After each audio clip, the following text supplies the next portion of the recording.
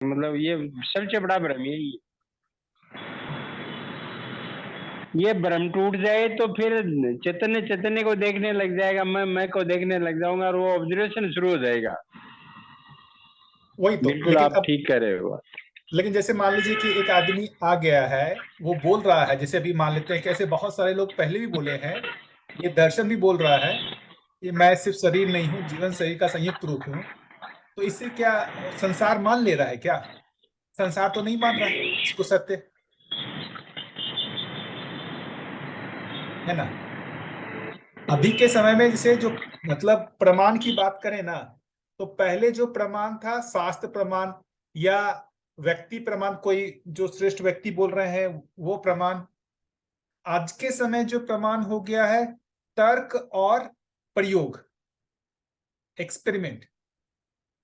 तर्क को और जो लॉजिक, मतलब लॉजिक और जो एक्सपेरिमेंट करता है, जो साइंस जो एक्सपेरिमेंट करता है, इसको ही प्रमाण मानते हैं। मैं कितने ही लोगों को देखा हूं कि भाई जीवन होता है तो क्या इसको लैब में टेस्ट करके देखा गया है? जीवन गठनपूर्ण परमाणु है तो क्या इसको लैब में देखा गया है? ऐसा क्वेश्चन पूछते हैं। यदि ये कह दिया जाए कि हाँ इसको लैब में टेस्ट किया गया है, तो सभी लोग इसको मानने को तैयार हो जाएंगे। अभी हम लोग मानते ही है ना, कितने लोगों ने, हम लोगों ने इलेक्ट्रॉन प्रोटॉन न्यूट्रॉन या एटम को देखा है? किसी ने नहीं देखा हम लोगों ने, लेकिन सभी लोग मानते हैं ना। क्यों मानते हैं? क्योंकि भाई अपन को ये विश्वास है कि किसी ने जो है लैब में एक्सपेरिमेंट किया हुआ है और उससे जो है लॉजिकली ये चीज निकाला हुआ है रिजल्ट। ऐसा ही है ना? हाँ जी, ऐसा ही है। ऐसा ही। अब भैया अपने लिए तो वो भी मानना ही हुआ ना। हाँ, लेकिन अभी देखिए मानने का मतलब क्या है? एक आदमी नहीं मान रहा है, पूरा संसार मानने को तैयार है ना। कोई भी उस पर क्वेश्चन मार्क तो नहीं लगा रहा है ना। कोई ये कहता है कि एटम होता है कि नहीं होता है, सब लोग एक्सेप्ट किए हुए हैं ना। क्या उस पर क्वेश्चन मार्क लगाते हैं? वही विश्वास के साथ मानते हैं तब। बिल्कुल। वहां पर तो कोई कंफ्यूजन नहीं, वहां पर तो कोई नहीं पूछते हैं कि भाई मैंने नहीं देखा तो मैं कैसे मानूं कि एटम होता है। जहां सब लोग मान रहे हैं इसका मतलब वो सही है, ऐसा हो जाता है। ज्यादातर लोग जब मानते हैं इसका मतलब वो चीज सही है, ऐसा हम मान लेते हैं। फिर से बहुत लोगों की मान्यता मेरे लिए मान्यता बन जाती है। तो भैया मानने को तो वो एक कहावत है कि भाई मार मार के मुसलमान बना दिया, तो कोई ऐसे तो जो जो राजा है वो जिसकी सत्ता है या जो शासक है वो बनवा तो देता ही है कोई बात भी। हाँ देख, कई बार ऐसा नहीं है कि हमको मतलब उसको प्रेशराइज करके, जैसे एक बच्चा स्कूल एजुकेशन में जाता है तो उसको मतलब टीचर पढ़ा रहे हैं, सब बच्चे पढ़ रहे हैं, टीचर को, टीचर जो बताता है उसको सही मान करके वो मतलब आगे चल के वो दूसरों को वो भी वही बताता है।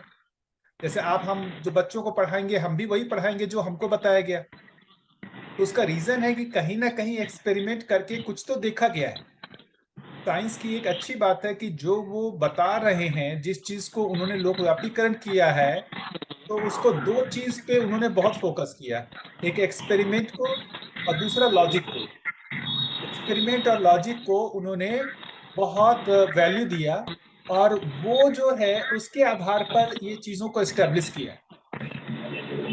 अब जो ये बेस है, अब इससे पहले जो था, आज से चले जाए मान ले 1000 2000 साल पहले, वहां पर क्या ये सब नहीं था लॉजिक? क्या प्रमाण है? तो वेद में कहा गया है इसलिए प्रमाण है ना। शास्त्रों में कहा गया है इसलिए प्रमाण है, गीता में कहा गया है इसलिए प्रमाण है।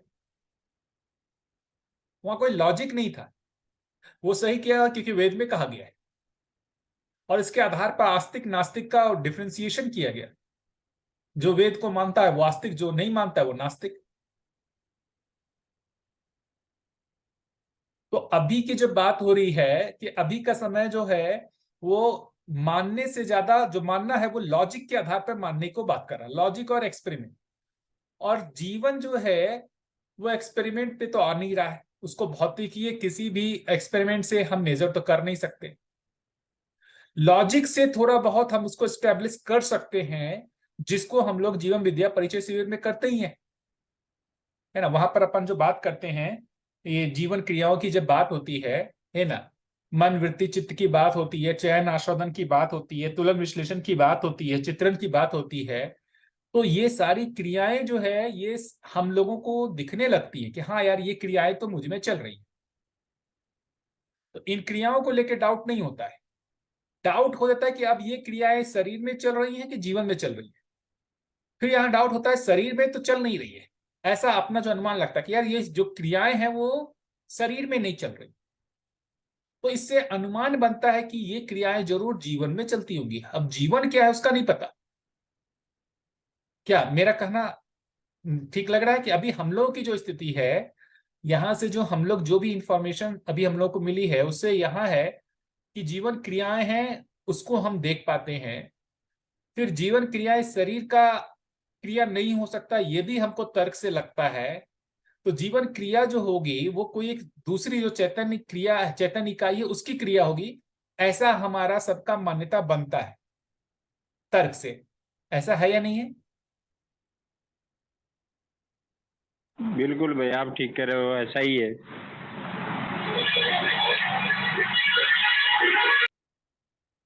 भी जीवन ज्ञान नहीं हुआ है और ना ही हमको पूरी तरीके से लॉजिक जो हमारे को दिया गया उससे हम ये भी अब नहीं कर पाते कि मैं पूरी तरीके से शरीर हूं। हम बीच में आ गए हैं। हमारी स्थिति देखेंगे तो हम ना तो पुरानी मान्यता में है कि मैं पूरी तरीके से शरीर हूं और ना ही पूरी तरीके से जानने में आ पाए हैं कि मैं जीवन हूं। हम उस ट्रांजिशन में हैं। तो ये जो कहेंगे कि जो इस दर्शन की उपलब्धि है ना, ये दर्शन इतना लॉजिकल है, जो अभी की जो लोगों की प्रवृत्ति है कि लॉजिक के बेस पे उसको एक्सेप्ट करते हैं, तो देखेंगे ये लॉजिकली भी इतना अच्छा है कि लोगों को ये मतलब दिख जाता है लॉजिक के बेस पे कि हाँ यार कुछ तो है, जीवन जैसी कोई चीज है। और उसको मतलब और ज्यादा गहरा समझने के लिए हम लोग प्रयासरत हैं।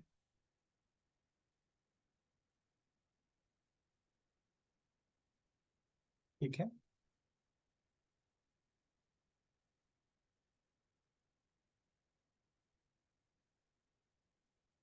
तो ये एक बात अपने लोगों को समझना पड़ेगा कि तर्क से मतलब मैं एक बहुत अच्छा एक जो बाबा जी के साथ मेरी बातचीत हुई थी, मुझे जो ध्यान में है कि मैं जैसे बाबा जी बोलते थे ना कि अपने जो पूर्व जो आपके पूर्व चित्रण या पूर्व कल्पनाएं हैं उससे अलग करके इसको देखोगे तभी समझ में आएगा।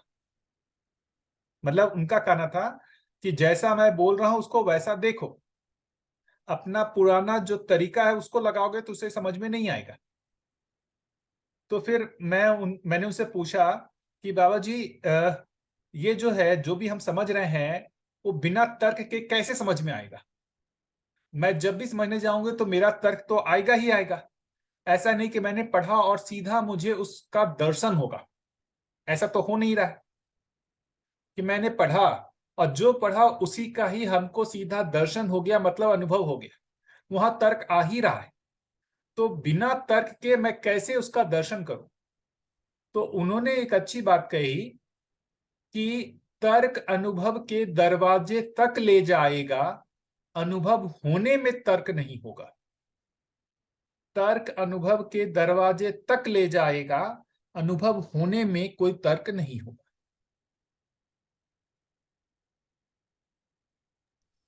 बहुत बढ़िया, ये सही है। तर्क की तो मर्यादा है और ये इतनी नाजुक चीज है कि जितने हम अंदर से सॉफ्ट होंगे, प्रेम से भर जाएंगे, तो बहुत जल्दी से तर्क आया तो बात खत्म हो गई। सूफी सॉन्ग आप जितने भी सुने ना, वो अस्तित्व को मासूका बोलते हैं। जो एक प्रेम से भर जाते हैं ना, वो परमात्मा को पा सकते हैं, ऐसी उनकी कहने की बात है। तो मतलब तर्क की तो एक मर्यादा है ही, उससे तो आगे जाना पड़ेगा, तर्क को छोड़ना पड़ेगा। हाँ नहीं भैया, देखिए फिर से मैं स्टेटमेंट को वो रिपीट कर रहा हूं जो बाबा जी ने कहा था, एज इट इज बता रहा हूं। तर्क अनुभव के दरवाजे तक ले जाएगा, अनुभव होने में कोई तर्क नहीं। लेकिन देखिए अनुभव के दरवाजे तक ले जाने में तर्क का रोल है। यही तर्क नहीं लगाएंगे तो अनुभव के दरवाजे तक भी नहीं पहुंच पाएंगे। या हम इसको अपन इधर बात करें तो श्रवण, मनन, साक्षात्कार जिसको कर रहे हैं, है ना, तो यदि हम मनन नहीं करेंगे तो साक्षात्कार भी नहीं होगा। ऐसा नहीं होगा कि श्रवण किया और सीधा साक्षात्कार हो गया। श्रवण से साक्षात्कार के बीच में मनन आएगा ही आएगा।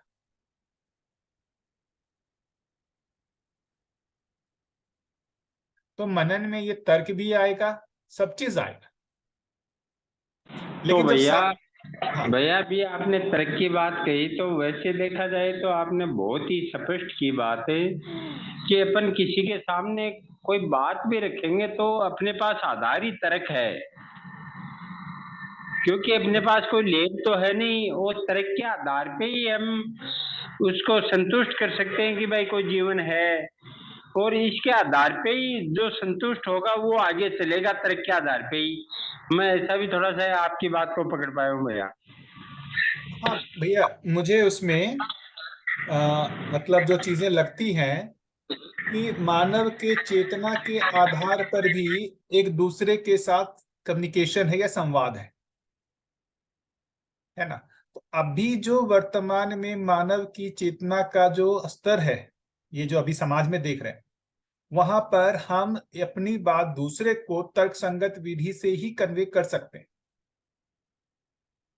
जो इनसे ऊपर हो चुके हैं, मान लेते हैं जिसमें जहां पर अपन बात कर रहे हैं ना, जिनको साक्षात्कार की स्थिति हो चुकी है या अवधारणा हो चुकी, वहां पर हो सकता है कि वैसे जीवन के बीच में तर्क से ऊपर का भी कम्युनिकेशन हो सकता है।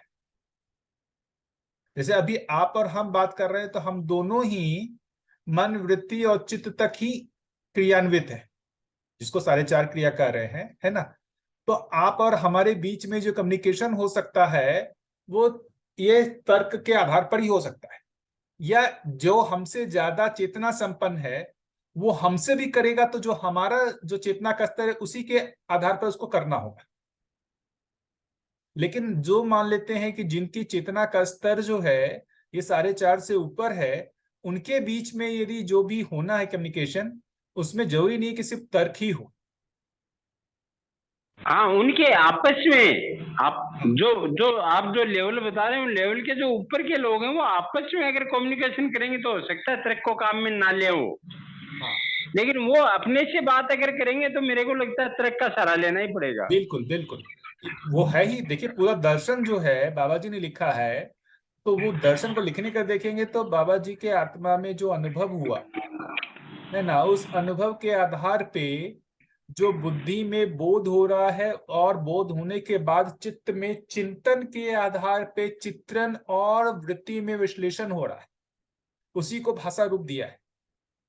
भाषा जो बनी है वो चित्रण और विश्लेषण, एक अनुभव संपन्न व्यक्ति के चित्रण और विश्लेषण का ही भाषा बना है।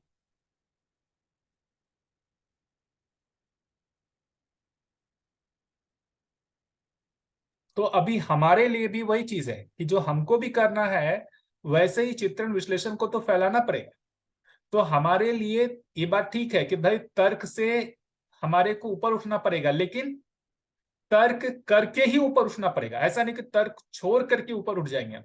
मतलब हाँ, श्रवण ऊपर से, ऊपर जाने का आधार तर्क ही रहेगा अपना, वो हाँ आधार भी और एक मजबूत खूंटा भी वो तर्क ही रहेगा अपने पास से। बिल्कुल, श्रवण से बिल्कुल। साक्षात्कार होने में मनन रहेगा। मनन को छोड़ करके हम साक्षात्कार सीधा कर लेंगे, ऐसा नहीं होगा। तो साक्षात्कार के दरवाजे पे मनन ले जाएगा। जब साक्षात्कार हो रहा होगा तो उस समय कोई मनन नहीं, मतलब वो मनन का फल हो गया, ऐसा है, दिख गया,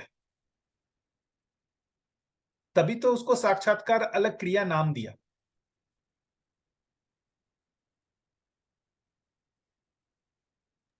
समझ सकते हैं आपकी बात को। मेरे लिए समझना है कि मैं शरीर नहीं हूँ, जीवन हूँ। तो हाँ, शरीर की जो बात की बाबा ने, पांच इंद्रिय और ये, तो ये जानने के लिए तर्क की एक मर्यादा है। मेरे को खुद को, मेरे को जानना है कि जीवन को, तो तर्क काम आएगा, लेकिन उसकी मर्यादा तो है। हम्म। और आप लोग में से कोई और क्या सोचते हैं इसमें? सभी लोग भैया देखिए, अपन बात करेंगे ना, संवाद करेंगे तो अच्छा रहेगा, मतलब कुछ अच्छी चीजें निकल के आएंगे। तो आप लोग में से जिनको भी जो भी लगता हो सभी लोग अपना शेयर करें। दीपक भाई बोलो, आप बहुत समझ सकते हो सब चीज को, बोलने में आज क्यों मैं सर? ड्राइव ड्राइव कर रहा हूँ, मैं तो नेटवर्क नहीं है ऐसा है, और ड्राइव कर रहा हूँ ड्राइविंग करते करते सुन रहा हूँ ऐसा है। भैया एक ये मनन पे भी आप थोड़ी बात रखना, थोड़ी सी मनन पे भी। हाँ भैया, रखूंगा भैया। इससे पहले और कोई?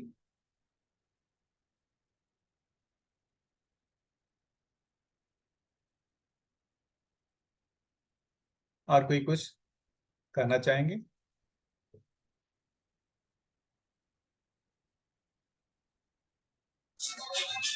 भैया मुझे तो ऐसा लगता है कि जैसे जैसे समझ में आता जाता है वैसे वैसे वो जो बातें तो ये अच्छी लगती है, पर जीने में जो है वहीं वो सबसे ज्यादा वहीं पर जरूरत है, अवेयरनेस की। यानी कि ये बात तो सही है, यानी कि एक दफा ये बातें बहुत अच्छी लग रही हैं, और ये भी आ गया ये तर्क नहीं, मैं तो बिल्कुल मानता हूँ, यानी कि ये तर्क से ही मानते हैं कि भाई जीवन और शरीर अलग है, पर जीवन और शरीर अलग है। और वो यानी कि शरीर, यानी कि फिर भी शरीर के मुताबिक जिया जाता है, वो उसको ही जीव की तरह से ही होता है लगभग, संवेदना ये। तो वो जो एक है ना, यानी कि ये जो ये बाउंड्री तोड़नी, यानी कि ऐसा भी नहीं लगेगा कि नहीं टूटेगी, पर नहीं टूट रही, ये तो हकीकत है। यानी कि प्रयत्न करते हैं और हमेशा ये बस कहने में आ जाता है, परंतु करने में जब आता है तो भूल जाते हैं, और जैसे ही चीला चालू या जिस तरह से चलते रहते हैं बस। बड़ी बात कही भैया ने। मैं तो मतलब कन्विंस हूँ भैया की बात से। भैया जो कह रहे हैं कि जो हमने इसको पढ़ा सोचा है ना, और तर्क रूप में इसको स्वीकार भी लिया, दूसरों को बता भी पाते हैं, लेकिन जब जीने की बात आती है तो वहां पर जीने में तो नहीं आ रहा है। मतलब जीवन के रूप में अपन मन वृत्ति चित्त सब बता देते हैं, लेकिन जब हम जीने जा रहे हैं तो वहां पर तो हमको जीवन का कोई ध्यान नहीं रहता है। वहां तो जीना जो है वो 4 से 5 संवेदनाओं के आधार पर ही हो रहा है ना। तो उसमें क्या माना जाए कि जिसको अपन मानते हैं कि हमको समझ में आया है, तर्क रूप में भी वो समझ में आया या नहीं आया? भैया का क्वेश्चन समझ में आया क्या सभी लोगों को? हाँ भैया, वह बिल्कुल मैंने बात रखी है समझ में, मेरे जो आया वो मैं रखता हूँ कि अभी तर्क से या जो भी श्रेष्ठ हैं अपने से, उनसे सुन के, और जो भी क्रिया प्रतिक्रिया, जो भी विधि अपनाते हैं, उसे बात तो ऐसे पकड़ में आती है और स्वीकार भी होती है, लेकिन जब जीने जाते हैं तो वही पुरानी स्थिति उसके अकॉर्डिंग ही जीना हो जाता है। फिर बिल्कुल वही जैसे जी रहे हैं वैसे ही जीना हो जाता है, वैसे ही बोलना, वैसे ही जीना। थोड़ा बहुत कहीं सत्याग्रह के थोड़ा बहुत बोल सकते हैं, मतलब क्यों है मतलब? और भैया मैं अगर ऐड करूं तो, यानी कि ऐसा भी नहीं है कि जिस तरह से बाबा जी ने बताया है, यानी ये जो गीता या अष्टावक्र गीता जो की बातें थी, वो तो ऐसा लगता था कि बहुत दूर की बातें हैं या किस तरह से होगा। इन्होंने यहाँ पे दर्शन में जो जिस तरह से सीखे हम, बहुत यानी कि नेचुरल चीजें हैं, यानी कि संवेदनाओं को भी नकारा नहीं है। संवेदनाओं का भी उपयोग करना है, पर संवेदना का उपयोग पोषण के वास्ते, या जब टेस्ट आता है तो पोषण के वास्ते, या इस तरह की चीजें करना है। और वो हो सकता है, ऐसा बिल्कुल लगता है, पर जितना परसेंटेज हो नहीं रहा है, होना चाहिए, वो तो नहीं हो रहा है। यानी कि इसका एक्सेलरेशन आना जरूरी है, और वो हमारे हाथ में ये भी पता लगता है। किसी से प्रश्न भी क्या पूछा है, हमें पता है ये करना है हमें, उसकी अवेयरनेस। और इसका सबसे बड़ी जो प्रैक्टिकल जो प्रयोगशाला है वो तो घर ही है अपना, या व्यवहार है आसपास जो करते हैं, और फिर भी चूक जाते हैं। बिल्कुल सही बोल रहे हैं भैया। कोई इस पे बोलना चाहेंगे जो भैया पूछ रहे हैं? भैया विद्या के पहले जितना तकलीफ था, विद्या पता नहीं था, तब तक जो बात थी वो तो कम से कम अब नहीं है। यदि हमारे में 1% भी ध्यान आ रहा है तो वो तो उपलब्धि है, वो तो धीरे धीरे का क्रम है, ऐसा लगता है।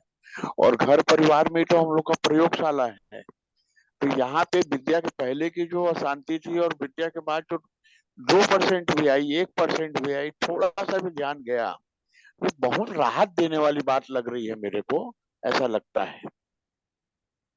जी भैया, बढ़िया। भैया एक वाक्य कहूंगा, if you are satisfied with good you will never get the best. जो पाना है उसके वास्ते अविरत प्रयास तो अपने को करता ही रहना पड़ेगा। अच्छा तो लगता है, मैंने कहा अच्छा लगता है ये, मैंने कुछ फर्क तो कुछ नहीं, काफी फर्क पड़ा है कि दबाव मुक्ति या समृद्धि का जो एक ख्याल आया, तो हम तो अब तो टाटा बिरला से कम नहीं समझते अपने को। यानी कि ठीक है, यानी कि तो मैं मजाक में कह रहा हूँ, परंतु यानी कि समृद्धि का भाव आने से ये वो डर चला गया है व्यक्तिगत तौर पे, पर वो समाज के तौर पे जब वो अभय होना, ये सब बातें सोचते हैं तो दूर की, बहुत दूर की बातें लगती है। अपने तक भी जो होना चाहिए ना, उसका एक्सेलरेशन नहीं है, यानी कि जो गति जितनी होनी चाहिए उतनी नहीं है, ऐसा मुझे अपने वास्ते लग रहा है। मैंने 58 साल की उम्र से चालू किया और 61 साल में आया हूँ, तो ये 3 साल का जो अंतर आया है घर परिवार में, उसके पहले जो समाज में अपनी जो आवेशित गति थी, तो उसमें तो फर्क पड़ा है। घर में भी फर्क दिख रहा है। माने लोगों को पहले हम बहुत आवेश में आते थे, वो आवेश कम हुआ है, ये बात तो है।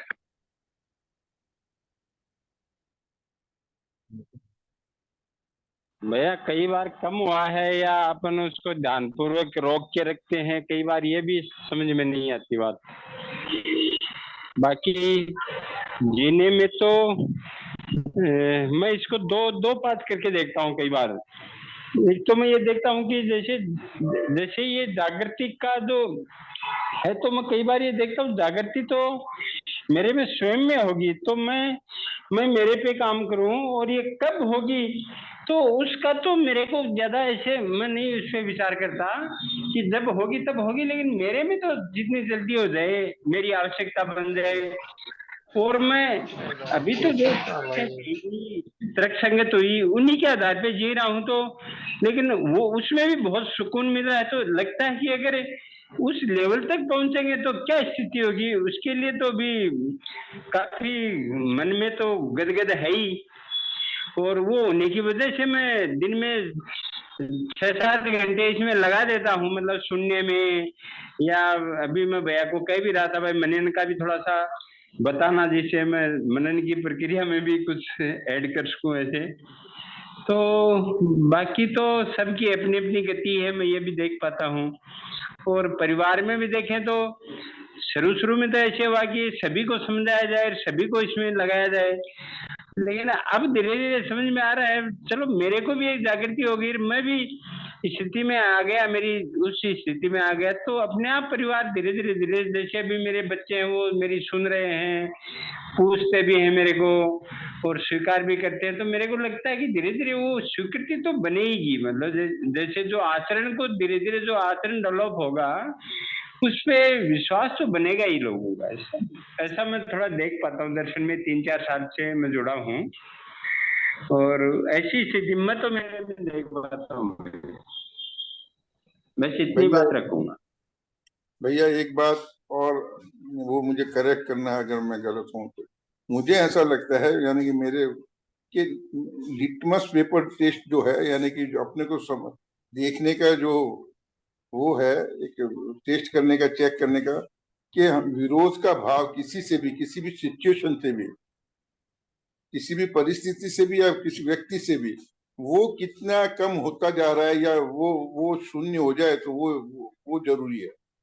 वो विरोध का भाव तो अब यानी कम तो हुआ है, पर बना तो रहता है विरोध का भाव। वो जब चेक करते हैं तो पता लगता है अंदर से एकदम।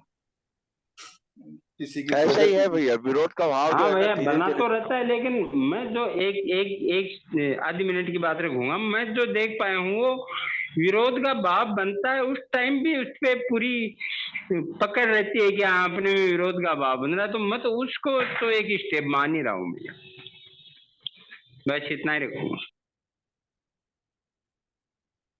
बढ़िया।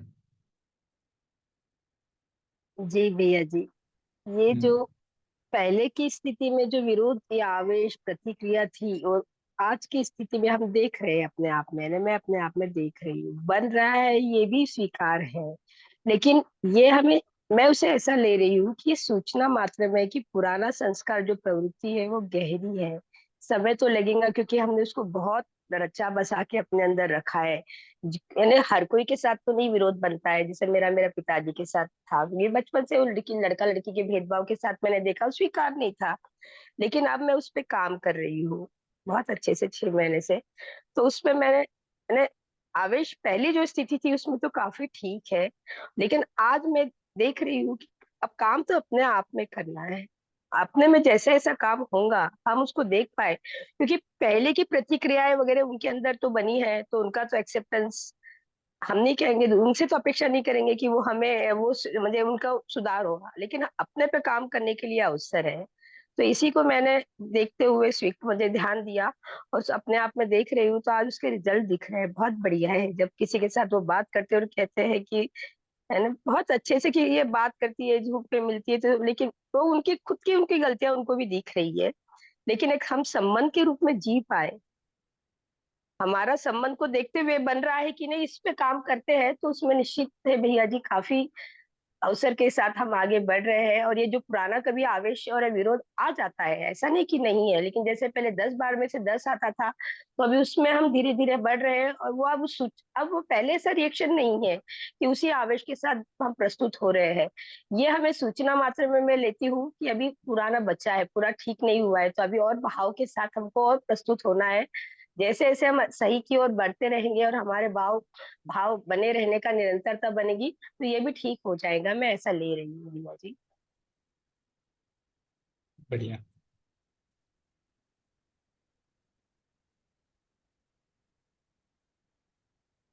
है ना दीदी, ऐसे ही गुणात्मक होता है परिवर्तन। मतलब इस चीजों को जो मैंने जितना सोचा है, जो ऑब्जर्व किया है अपने में, मैं उसको शेयर करता हूँ कि हमारा ज्यादातर जो जीना है वो मन से ड्रिवन है।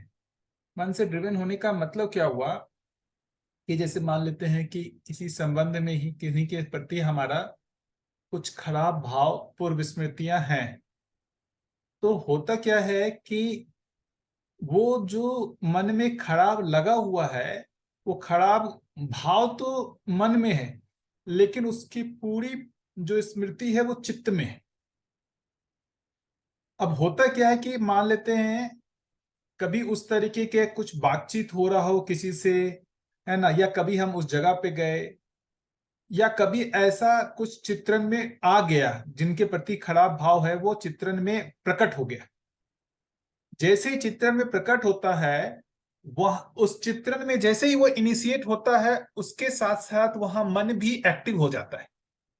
मन एक्टिव हो जाता है।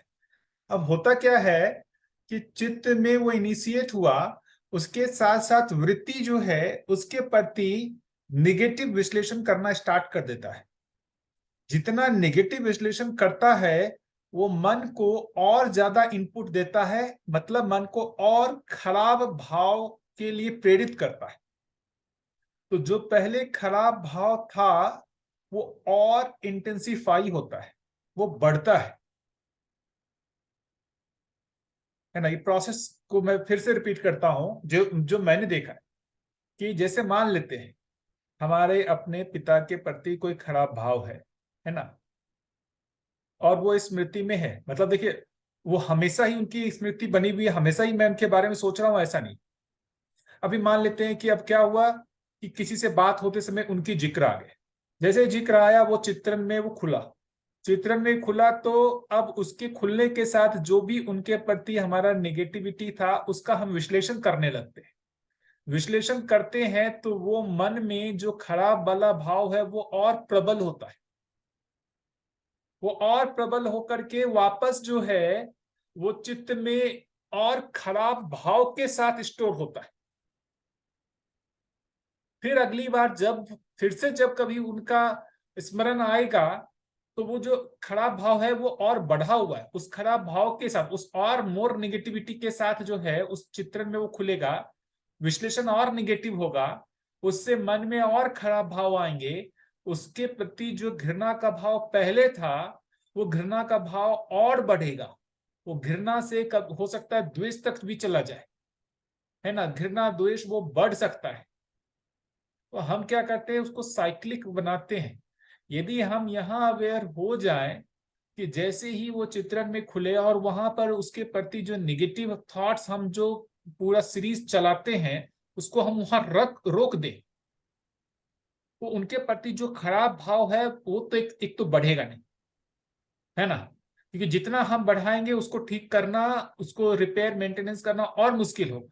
तो पहले तो जितना खराब भाव है उसको वहीं पर रोके, अब उसको ठीक कैसे करना है उसके बारे में अपन अब सोचेंगे। क्या ऐसा प्रोसेस होता है या नहीं होता है, जिस भी संबंध में, मैंने एक संबंध का जस्ट नाम लिया, जो भी संबंध में होता है इस तरीके से होता है कि नहीं होता है? होता जी है। भैया जी। इसी तरह ही काम इसका करता है, ये सही है। ये नहीं, इसका मतलब ये हुआ कि यानी कि जहाँ विश्लेषण की जगह है वहां अपने को अटकना है ना। चित्रण में से जो आया है उसको विश्लेषण की जगह पे अपने को करना है, नकारना है कि ये चीज ठीक नहीं है। नहीं, ठीक नहीं है, मतलब जी विश्लेषण में एक तो उसको भैया फैलने कह नहीं रहे हैं देना। उस हिसाब से तो विश्लेषण हो ही नहीं रहा, वृत्ति के तो टच ही नहीं हो रहा, वो मन में आता है डायरेक्ट। नहीं नहीं नहीं, जो देखिए, चित्रण में हुआ हुआ है वो तो मन में आएगा ना। पहले जैसे की जो ही चित्त में, नहीं सुनिए सुनिए क्या हो रहा है, जैसे ही चित्त में वो उभरा, स्मृति उभरी, उसके साथ मन भी एक्टिव हो गया उसी समय, मन को खराब लगने लगा उसी समय, चित्त में स्मृति में आते के साथ ही मन में भी वो खराब लगने वाला भाव हो गया। और अब आप वहां पर वृत्ति में जितना विश्लेषण करते हैं उनके बारे में नेगेटिव जितना फैलाते हैं, ये खराब वाला भाव और बढ़ता जाता है, इसकी बात कर रहा हूं मैं। और वो यहाँ भैया वृत्ति में मन के बाद आया ना, वृत्ति में ऐसा ही बता रहे हो ना आप? हाँ हाँ, वो जो जो चित्त में जो उभरा वो विरोध का भाव, वो उभरते ही तुरंत मन ने उसको अपने काबू में ले लिया पूरा, और नहीं देखिए, फिर वो मन के अकॉर्डिंग फिर वृत्ति करने लगे उस पर विश्लेषण, ऐसा नहीं एक्चुअली में क्या है, चित्त में जो भी स्टोर है ना वो सब का हाँ सब मन के अच्छा लगने खराब लगने का ही सारा स्टोरेज है वो। हाँ ज्ञान का ये जो सही का कोई स्टोरेज किया नहीं है, तो जो सारी हाँ स्मृतियां हैं मन के जो भी अच्छा लगने खराब लगने उसके अर्थ में ही है। और जैसे दोनों ही सारी क्रियाएं एक साथ एक्टिव हो जाती है, जैसे ही चित्त में वो मेमोरी आया तो वो मन का जो खराब लगने वाला भाव है वो वैसे ही प्रकट हो जाता है, मन में एक्टिव हो जाता है। तो इसकी करेक्शन स्ट्रेटेजी क्या होगी? हाँ, अब पहले ये यदि क्लियर है कि ऐसा ये होता है तब हम इसके करेक्शन की बात करेंगे। मैं पहले, मुझे लगता है क्या इस पे सभी लोग सहमत हैं? आवाज आ रही है? आवाज क्लियर नहीं आ रही भैया। हाँ मतलब हाँ भैया आपको नहीं आ रही, वैसे भैया की तो आ रही है आवाज। अभी तो जितनी बात हुई, क्या ये लग रहा है कि ये ऐसा होता है अपने में?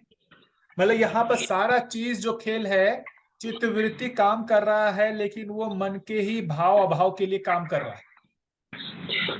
तो वो तो भैया अभी तक ये पता ही नहीं भाई कहाँ क्या हो रहा है, तो वो स्थिति तो यही बनती है। वही भाई, तो यहाँ पर अभी जो प्रधान है, चित्त में जो भी स्टोर हुआ है वो मन के ही जो अच्छा लगने का भाव और खराब लगने का भाव उसी का ही स्टोरेज है। चौधरी जी आपका हाँ, अब म्यूट की कर बार दो, पकड़ में आपकी नहीं आवाज बात आती है। ये चौधरी जी का म्यूट कर दो, उनकी आवाज आती है।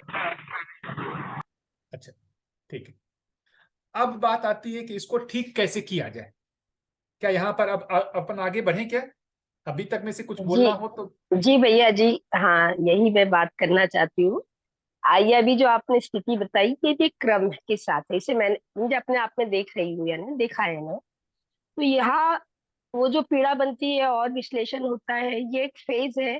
तो उस फेज में और फिर पीड़ा बनती है कि फिर मैं समझी या नहीं समझी, जो विद्या में समय लगा रहे हैं, ध्यान दे रहे हैं, हम कहाँ अटक रहे हैं, हम करना क्या चाहिए, इसे कैसे देखूं सही। तो वही वहां पे काम किया भैया जी। प्रयोग रूप में कहो या जो भी ध्यान जाने के लिए, जब वृत्ति चित्रण में ये बात आती है कि वो तो जब तक सही का जितना स्टोर बनेगा नहीं, तो ये उफर उफर के ऊपर आता ही है, समय स्थिति अनुकूल प्रतिकूल के हिसाब से हम वो कह ही नहीं सकते कब आता है और कब नहीं आता है। लेकिन वहां पे अगर हम उसी क्षण वहां पे काम करते हैं, संबंध वाला बात, कि ये मेरे पिता है और उनकी अच्छाई और उनके अंदर ये जो आया रिएक्शन, आवेश, और ये किस स्थिति से बना, ये ध्यान जाता है ना भैया जी, तो फिर ये चीजें विश्लेषण वाला जो पार्ट है ना, वो पहले जो हो रहा था नेगेटिविटी के साथ, वह पॉजिटिविटी के साथ बनता है। और मूल यानी सहस्तित्व विधि के साथ हम उसको कैसा देखे संबंध में जीने के लिए, यहाँ पे मैंने ऐसा काम किया तो ये मुझे बहुत हेल्पफुल हुआ आगे जाने के लिए। यानी वो नया नेगेटिविटी बना ही नहीं, पॉजिटिविटी वहाँ विश्लेषण में बन रही है, तो वही इम्प्रूव होते हुए और ठीक होने के लिए हेल्पफुल हो रहा है। मैंने ऐसा देख रही हूँ भैया जी, क्योंकि उनकी भी स्थिति है ना, जो भी उन्होंने मान बैठे हैं, कोई स्थिति से ड्राइव हो रहे हैं, हम उस नियम को और स्थिति को पहचान पाते हैं, तो हमारे अंदर भी वो स्थिति ठीक होने के लिए बनती है, वो रिएक्शन मोड नहीं जाता है। और फिर उसमें हम कोई नहीं होते, हम संबंध, ये जो है संबंध को हम देख पाने का अभ्यास कर रहे हैं, ये बहुत गहरा और महत्वपूर्ण है स्टेप। तो ये मैं इस चीज को जो मेरे अंदर बहुत बड़ी गहराई के साथ था, और मैंने इसे ही अवसर रूप में सामने रखा, नहीं काम तो इसी पे करना है, क्योंकि साथ रहेंगे, छत के नीचे रहेंगे तो बराबर तो होना जरूरी है।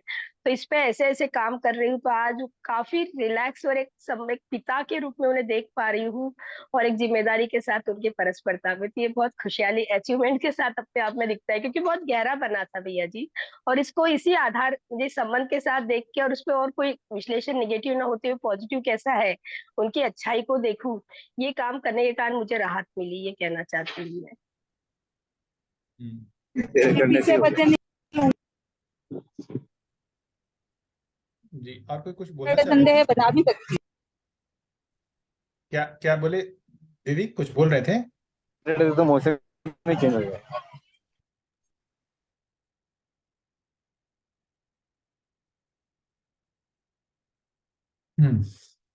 मुझे जो एक इसका उपाय समझ में आता है कि एक तो इमीडिएट जैसे ही चित्त में वो मेमोरी स्मृति उभरे, कुछ बोलना चाह रहे हैं? हाँ, कोई नहीं। तो जैसे ही मेमोरी में स्मृति में आए, मुझे लगता है उसको एक तो फैलने नहीं देना चाहिए। उसको जो विश्लेषण में फैलता है ना, जो निगेटिविटी का जो साइकिल होता है, मतलब हम उस निगेटिव थॉट को हम जो और बढ़ाते हैं ना, उसको रोकना चाहिए। वो रोकने का तरीका ऐसा नहीं कि आप उसको विचार को आप बोलो कि नहीं मुझे ये नहीं सोचना है, मुझे ये नहीं सोचना है, उससे वो रुकता नहीं है। उसकी जगह कोई दूसरा चीज तो सोचना पड़ेगा। मतलब विचार को रोकने की जगह दूसरे विचार को बढ़ाना या दूसरे विचार को वहां पर लाना। तो इमीडिएट जो एक उपाय होता है कि जो पॉजिटिव थॉट है उसको कैसे लाया जाए। तो पॉजिटिव थॉट के लिए मुझे ये दर्शन बहुत काम की चीज लगती है ना। यहाँ पर जो भी संबंध की बात है, मूल्यों की बात है ना, आप उसको सुनने लगे या बाबा जी का कोई ऑडियो सुनने लगे जहां पर न्याय मूल्यों की बात हो रही है ना, धीरता की बात हो रही है, तो वहां इमीडिएट आप में पॉजिटिव थॉट का सीक्वेंस चालू हो जाता है। फिर से मैं कह रहा हूं कि निगेटिव थॉट को रोकने की जगह, उस निगेटिव थॉट की जगह उसको पॉजिटिव थॉट में कन्वर्ट करने का प्रयास करना चाहिए। क्योंकि मैंने करके देखा है, निगेटिव थॉट को रोकना मुश्किल होता है, नहीं रोक पाते। सही है, रोक नहीं सकते, लेकिन जस्टिफाई किए बिना हम पोज दे सकते हैं, और पोज देने के बाद हम डाइवर्ट हो सकते हैं दूसरे थॉट में। वही तो एक तो भी है कि या तो हम उसको पॉजिटिव करें, हम दर्शन को कुछ पढ़ने लगे, है ना, बाबा जी के सुनने लगे, तो हमारे थॉट में जो है ना पॉजिटिविटी आ जाती है। नेगेटिव थॉट जो है वो मन में खराब भाव लाता है, वो आपकी एनर्जी को कम कर देता है। भैया पॉजिटिव थॉट आप में ये बात आपकी बहुत सही है। विचार बदलेंगे तो चित्त शुद्धि होने में बहुत फर्क पड़ जाएगा। मैं अभी का एक एग्जांपल दूं अगर, तो हमारे एक अच्छे रिलेटिव के बच्चे का IIT में परसेंटेज आ जाए इतना आ गया। अब वही यानी कि आनंद हुआ या ठीक है, यानी कि आनंद भी नहीं हुआ वो भी नहीं हुआ, पर वही अगर हमारे बच्चे का या किसी का होता तो कुछ मेरी परिस्थिति और होती। ये मेरे मन में ही विचार आया। फिर बाद में आया कि मुझे इतना आनंद क्यों नहीं हुआ। फिर ये ख्याल आया, जैसे जैसे आपने विचार किया कि उसके यानी कि वो भी I am related to him and to be related. तो उस वक्त फिर अच्छा लगा कि हाँ उसके वास्ते बहुत अच्छा, यानी भाव मन में आया कि हाँ चलो उसका अच्छा हुआ, ये है यानी हैप्पी हो गया। तो विचार से तो काफी फर्क पड़ सकता है। अगर यानी कि ये तो हर एक के वास्ते अगर अपने को लगे कि हम जुड़े हुए हैं और हर एक की प्रगति में अपने को अच्छा लगने लगे, तो वो चीज अपने को आगे ले जा सकती है चित्त शुद्धि की तरफ। बस बिल्कुल, है ना। तो देखिए ये सब मतलब कहना, मतलब जैसे मैं भी जो बोल रहा हूँ, ये मुझे समझ में आता है कि ये प्रोसेस है, ये तरीका है। लेकिन जब परिस्थितियां बनती हैं निगेटिव थॉट की ना, उस समय जो है उससे निकल पाना बहुत कठिन होता है। वो एक तरीके से कहते हैं ना, एक भंवर जैसा होता है, वो आपको फंसा लेता है, आपको निकलने ही नहीं देता। आप जान रहे हैं कि इसमें फंस रहे हैं, आपको इसमें मतलब दुख के अलावा कुछ और नहीं मिल रहा है, फिर भी उससे निकल नहीं पाते। उस निगेटिविटी से निकलने में थोड़ा समय लगता ही है। लेकिन उसका उपाय मुझे जो लगता है कि ये जो आपने पॉजिटिविटी लाए, वैसे थॉट को कैसे इनिशिएट किया जाए, इस पे ध्यान देना चाहिए। तो मेरे को जो लगता है, दर्शन और बाबा जी की बात सुन करके मुझ में होता है ना। दूसरी एक बात जिससे और भी होता है कि अब मतलब ये चीज समझ में आना कि जो हमारा सुख दुख है, जो मैं दुखी हो रहा हूं, उसका कारण सामने वाला व्यक्ति नहीं है, मेरा खुद का एनालिसिस ही है। तो प्रॉब्लम की जड़ मैं खुद हूं, चाहे कितना ही खराब किसी ने मेरे साथ क्यों ना किया हो, लेकिन ये प्रॉब्लम जो है उसका जड़ मुझ में है। जो मुझे दुख हो रहा है उसका जड़ मुझ में है। ये चीज हर समय स्मरण में रहना कि ये जो मूल देखेंगे, इसका रूट देखेंगे, तो रूट मेरे में ही आता है। तो काम जो करना है वो मुझ पे ही करना है। यदि ये चीज हम भूल जाते हैं तो हमारा ध्यान सामने वाले पर जाके टिक जाता है, उसका रूट वहीं पर चला जाता है। हम अपने दुख का कारण उसी को मान लेते हैं, और मान लेते हैं तो फिर हम उसको बार बार जो है जस्टिफाई करने के लिए, उसको हम गलत साबित करने के लिए विचार करते रहते हैं कि वो गलत है, वो गलत है, वो गलत है, उसने गलत किया, उसने गलत किया। उससे होता कुछ नहीं है। उससे हम दुख से मुक्त हो जाते हैं, ऐसा होता नहीं है। हम जस्टिफाई करने के लिए जितने भी तर्क फैला ले कि उसने मेरे साथ गलत किया, ये भी किया, वो भी किया, जो पहले सही लगता था उसमें भी गलत लगने लगता है। फिर ये था कि भाई कोई इतना खराब कैसे हो सकता है। तो ये सारी चीजें जो है हम जस्टिफाई करने लग जाते हैं। उसका रीजन वही है कि हम अपने दुख का कारण सामने वाले पर लगा के रखे हुए हैं। मतलब हम अपना जो दुख का जो एक सोर्स है वहां पर रखे हुए हैं। वो सोर्स को जैसे ही शिफ्ट करते हैं अपने ऊपर, है ना, फिर अपने आप को कैसे जस्टिफाई करें कि हम ही जो है सबसे खराब है, ये है वो है। हम जैसे ही अपने ऊपर लाते हैं तो फिर हमको लगता है कि यार ये सब बेकार का चीज है ना, मुझे अपने आप को ठीक करना है, ये थॉट आता है। तो ये दो चीज मुझे लगता है बहुत करने लायक चीज है। एकदम, मैंने आपने बात किया ये जबरदस्त है। मैंने थोड़ा इस विषय में अपने ऊपर वर्क किया है। जिसके साथ मेरा ट्यूनिंग होता है ना, वो आदमी मेरे सामने आता है ना, तो मेरा मशीन पॉजिटिव थॉट देता है। और जिसके साथ ट्यूनिंग नहीं है वो सामने आता है तो मशीन नेगेटिव थॉट देता है। ये पूरा दिन ऑटो इम्यून सिस्टम से चलता ही रहता है। वही बिल्कुल। तो ये चीजें जो हैं, मतलब मैं अपनी बात बताऊं कि जब मैं बाबा जी के साथ जीता था ना, तो बाबा जी को मैं अनुकरण करने की कोशिश करता था। तो जैसा वो जी रहे हैं सबके साथ मूल्यों में, मैं भी वैसा कॉपी करने की कोशिश करता था। कुछ हद तक हो पाता था, कुछ हद तक नहीं होता था। जब नहीं होता था मैं उदास हो जाता था कि यार मैं कैसे सबके साथ मूल्यों में जीऊं। यहाँ तो किसी को मूल्यों की मतलब वो ही नहीं है, पहचान ही नहीं है, किसी को मूल्यों की कद्र ही नहीं है। और मैं उससे दुखी हुआ था, निराश हुआ था, हताश हुआ था। अब लेकिन इंटरेस्टिंग कहूं कि मेरे सामने वो बाबा जी भी हैं।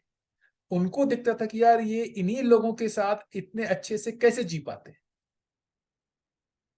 वहां पर आकर के मुझे बार बार ये ध्यान में आता था कि यार गड़बड़ी तो कुछ मुझ में ही है। मतलब बाबा जी के जीने को देख करके, उनकी स्थिति को देख करके पता नहीं बार बार मेरा जो है ना ध्यान अपनी ओर जाता था कि यार गड़बड़ी जो है वो मुझ में है। वो नहीं रहते तो मैं हमेशा दूसरे पर ही दोष देता रहता। मैं तो मूल्य में जीना चाहता हूं, है ना। मैं तो जो है भौतिक चीजों से, भौतिक सुख सुविधा से ज्यादा जो है मूल्यों को ज्यादा प्रधान मानता हूं। ऐसा हमेशा मैं अपने में सोचा, वही जो है उसको मूल्यों की पहचान नहीं है, ऐसा हमेशा ही करता रहता। लेकिन बाबा जी को देख करके मुझे लगता था नहीं यार, मुझ में ही प्रॉब्लम है, मुझ में ही मूल्य नहीं है, ऐसा मुझे बार बार जो है एनालिसिस होता था। तो फिर मेरे को होता था कि मुझे अपने ऊपर काम करना है, वहीं से मेरी उन्नति होती थी। तो ये किस विधि से हमारा ध्यानाकर्षण अपने ऊपर जाए कि भाई कमी मुझ में है, ठीक मुझको होना है, ये एक बहुत आवश्यक मुझे लगता है। और एकदम सही, जबरदस्त बात है, ये सही है। हाँ, और दूसरा यदि ऐसा हो जाता है कि भाई हमको ठीक होना है, तो उस समय फिर हमको उस नेगेटिव साइकिल से निकलने के लिए कुछ ऐसे अच्छे शास्त्रों का अध्ययन करना चाहिए, जरूरी मतलब जीवन विद्या तो है ही, जो मध्यस्थ दर्शन है, इसके अलावा और भी कोई ऐसी चीजें जो आपको सही प्रेरणा देती हो, है ना, उसको पढ़ना चाहिए।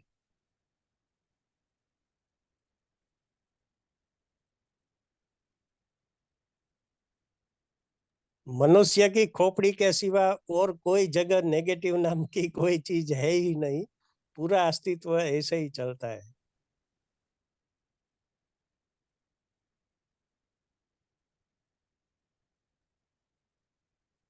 है ना। आप लोगों को क्या लगता है इस बारे में, जो दीदी ने, उमा दीदी ने कहा, उसके बारे में क्या लगता है, क्या समाधान हो सकता है?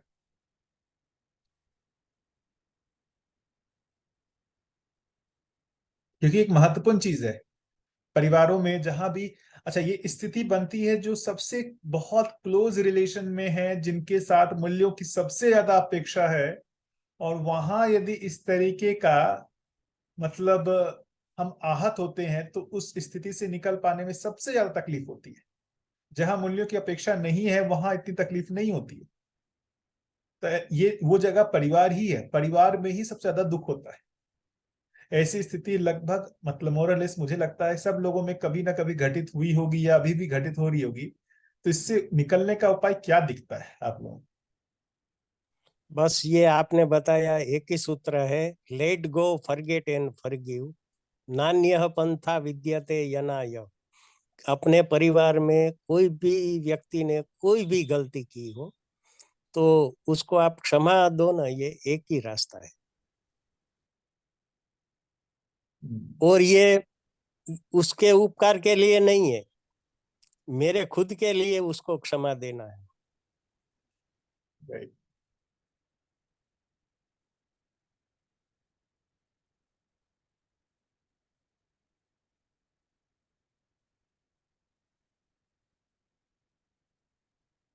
बाकी लोग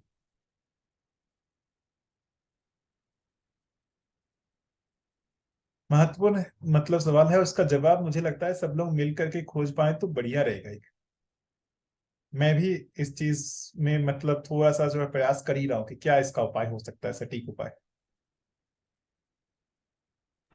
भैया मैं तो जैसा जी रहा हूँ और जैसी स्थिति को, जैसे ऐसी स्थिति बनती है, तो मैं तो एक तो जब भी कोई नेगेटिव स्थिति बनती है तो एक तो मैं उसको समय देता हूँ।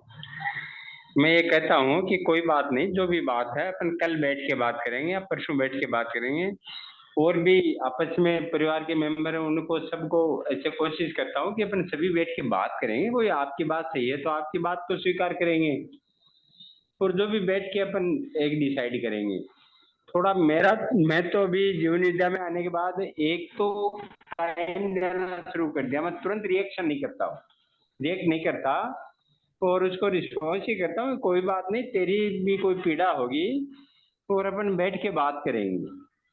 तो एक तो मैं ये थोड़ा सा उसमें कनेक्ट करता हूँ, और जब बैठ के बात करते हैं तो एक दो दिन निकल जाते हैं, उसके बाद वो काफी स्थिति सामान्य हो जाती है। जिस जो जो आवेशित गति में रहता है वो भी कहता है यार कल मेरा मूड खराब हो रहा था, या मेरे को वो उस कारण से मेरा मूड खराब हो गया, फिर वो भी थोड़ा इजी हो जाता है। और दूसरा भैया मैं ये देख पाता हूँ कि जब भी कोई आदमी आवेशित गति में होता है तो मैं तो मेरी ओर से मैं आवेश में नहीं आता, आता ही नहीं हूँ बिल्कुल आवेश में। और मैं पूरी बात सुन लेता हूँ। फिर मेरे को खूब प्रेशराइज किया जाता है कि आप चुप क्यों हो जाते हो, बोलते नहीं। आप आपको तो मजा आ रहा होगा ऐसी बातों में। ऐसे तब मैं बोलता हूँ कि तब बोलने की वही है कि भाई मैं कल अपन बात करें, आज मैं इस पे विचार करूंगा रात को। ऐसे मैं उसी स्थिति को थोड़ा सा मैनेज करता हूँ। तो और ज्यादा जहाँ अपेक्षा है, वो चाहे भौतिक वस्तुओं की मान लो चाहे मूल्यों की मान लो, सभी में ये दिक्कत मैं सोचता हूँ आती है थोड़ी सी। मैं इसको तो इंटरवल कहते हैं। इसका पाता हूँ भैया।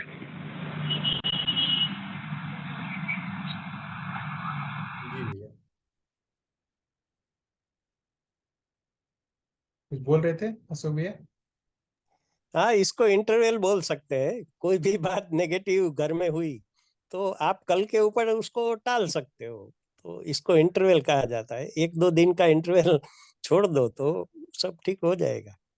एक्चुअली में इंटरवल का फायदा क्या होता है ना, कि जिस समय चीजें मतलब रहती हैं, गहमागहमी रहती है, उस समय मन में आवेश प्रबल होता है ना, मन में आवेश प्रबल होता है। तो उस समय जो कहें वृत्ति और चित्त में सही गलत का बहुत पता नहीं चलता है। मन पूरी तरीके से गलत का जो भी है उसका प्रतिकार करने में लग जाता है, मतलब हिंसात्मक रूप भी ले सकता है, कुछ भी हो सकता है। वो उसको समय देने से जो उसमें आवेश है वो कम होता है। आवेश कम होने से तब वहां पर मतलब संवाद की स्थिति बन सकती है। तो बेटर है कि जो भैया बोल रहे हैं बिल्कुल सही है, कि जब ऐसा आवेश की स्थिति यदि बन जाए परिवार में, उस समय संवाद को रोक दिया जाए। उस समय संवाद की स्थिति बनती ही नहीं है। आप संवाद करेंगे कुछ नहीं निकलेगा, क्योंकि सामने वाला मन से पूरी तरीके से चालित होने लगा है, वो वृत्ति में जा ही नहीं रहा है। आप जो भी उसको कन्विंस करना चाह रहे हैं वो जा ही नहीं रहा है। उसके लिए थोड़ा समय देना पड़ता है कि उसका आवेश कम हो, तभी उससे संवाद हो सकता है। बढ़िया। और कोई?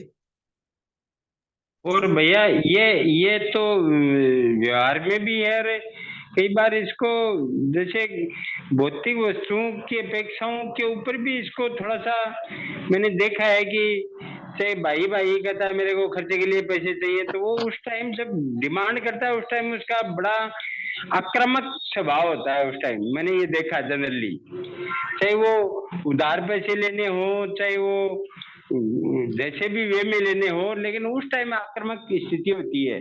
मैंने उसको भी काफी तरीके से देखा है कि उसको भी मैं टाइम देता हूँ कि अपन कल बैठ के बात करेंगे, कैसे पैसे चाहिए, कितने पैसे चाहिए, किस किस काम में लोगे। ऐसे तो आप कल आओ, आज मेरे को कोई काम है, या मैं कल उसको बुलाऊंगा, अपन दोनों तीनों बैठ के इस पे डिसाइड करेंगे, जैसी व्यवस्था बनेगी वैसी करेंगे अपन। तो वो भी काफी, उसको भी काफी मैनेज कर पाते हैं। तो ये दोनों स्थितियां ही परिवारों में होती ही हैं भैया, ये मैंने देखा है।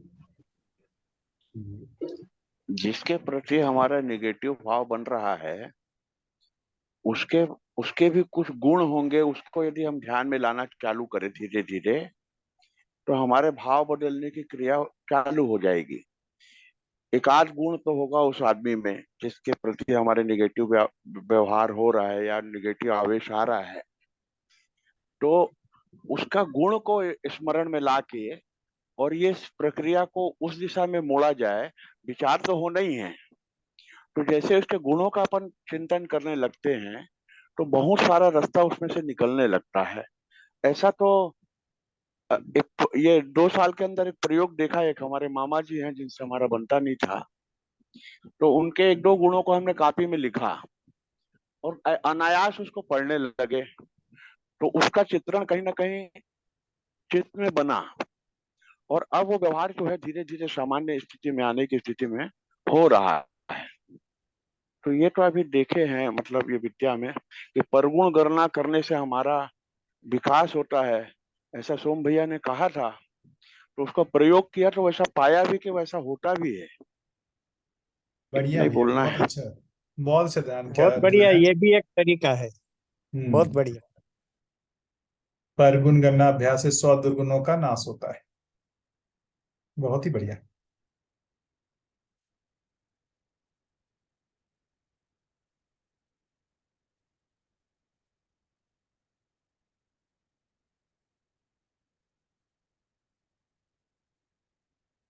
और कोई कहना चाहेंगे इस बारे में, जो भी बात चल रही है?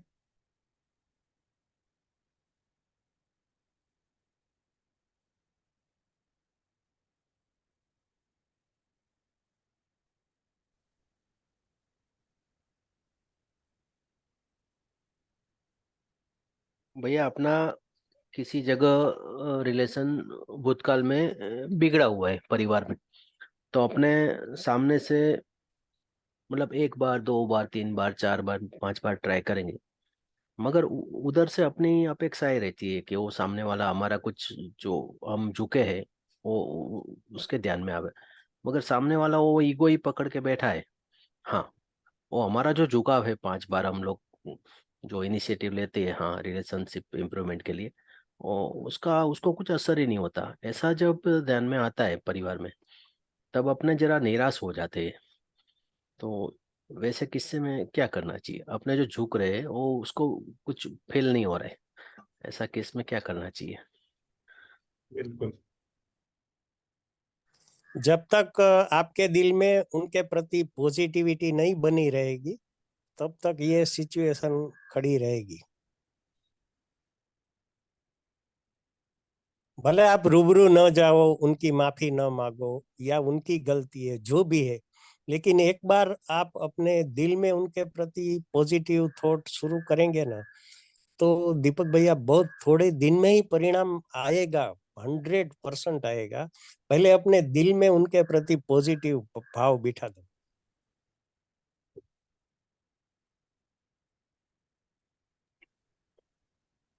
हाँ सही बात है।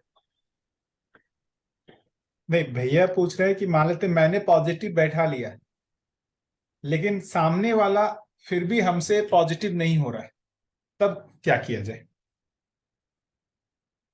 क्यों दीपक भैया? हाँ हाँ, वो अपनी अकड़ वैसे ही रख के बैठा है। अपने चार पांच बार झुके फिर भी वो कुछ 10% या 5% तो अपना एक्सपेक्टेशन रहता है कि हमारा जो हम झुके, हमारा ईगो छोड़ के हम झुके तो वहां से भी कुछ आवे, तो हमारा जो इंस्पिरेशन बना रहे आगे तो रिलेशन रीबिल्ड करने के लिए या, मगर वहां से कुछ नहीं आवे तब हम निराश रहते हैं। आगे गाड़ी स्टॉप हो जाती है जो अपना रीबॉन्डिंग वाली। ये बाहर का झुकाव की बात नहीं है, आपके अंदर आप जब ही उनके प्रति पॉजिटिव थॉट होगा ना, तो ये अस्तित्व में नियम है, वो 100% रिजल्ट आता ही है। उनकी स्थिति भी स्वीकार हो, क्योंकि वो अपने जो भी उनकी नेगेटिविटी उनके पास में आपके लिए है, उसके लिए उनको वर्क करना पड़ेगा। और आपकी पॉजिटिविटी को स्वीकार करने की स्थिति भी उनके ऊपर ही डिपेंड करेगी। तो अगर उनको पॉजिटिविटी देखना नहीं आता है तो वो नहीं भी देख पाएंगे, may be through out the life नहीं देख पाए, लेकिन फिर भी हम उनको स्वीकार करें कि वो एक जागृति क्रम में है और ये उनकी स्थिति अभी है।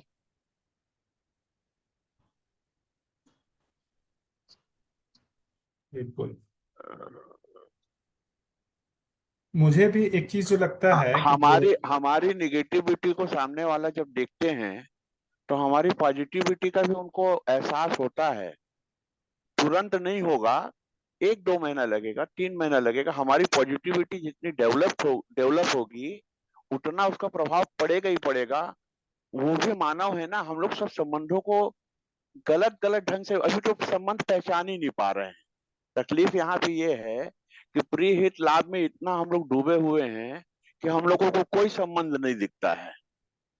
खाली सुविधा दिखता है कि किससे क्या सुविधा मिल जाएगा। जिससे जो सुविधा मिलने वाली रहती है उसके साथ हमारा व्यवहार कुछ और होता है। और जहाँ पे हमको कोई आशा नहीं जमती कि यहाँ कुछ नहीं मिलने वाला है, उसको तो हम पहचानते भी नहीं कि ये आदमी है करके। और हम अपने सुख सुविधा के हिसाब से अपने भाव बना के रखे हैं। तो उसमें अपने मन में जब पॉजिटिविटी आने लगती है तो इसका असर सब पे पड़ता ही है। माने हमारे जब आवेशों का असर पड़ता है लोगों पे, तो हमारे शांत भाव का भी असर पड़ता ही पड़ता है। मतलब धीरता बना के रखना है। हाँ देखिए, देखिए कहना ये आसान होता धीरता है ही है, लेकिन धीरता वीरता उदारता, धीरता हाँ बनाना हाँ बहुत जरूरी है।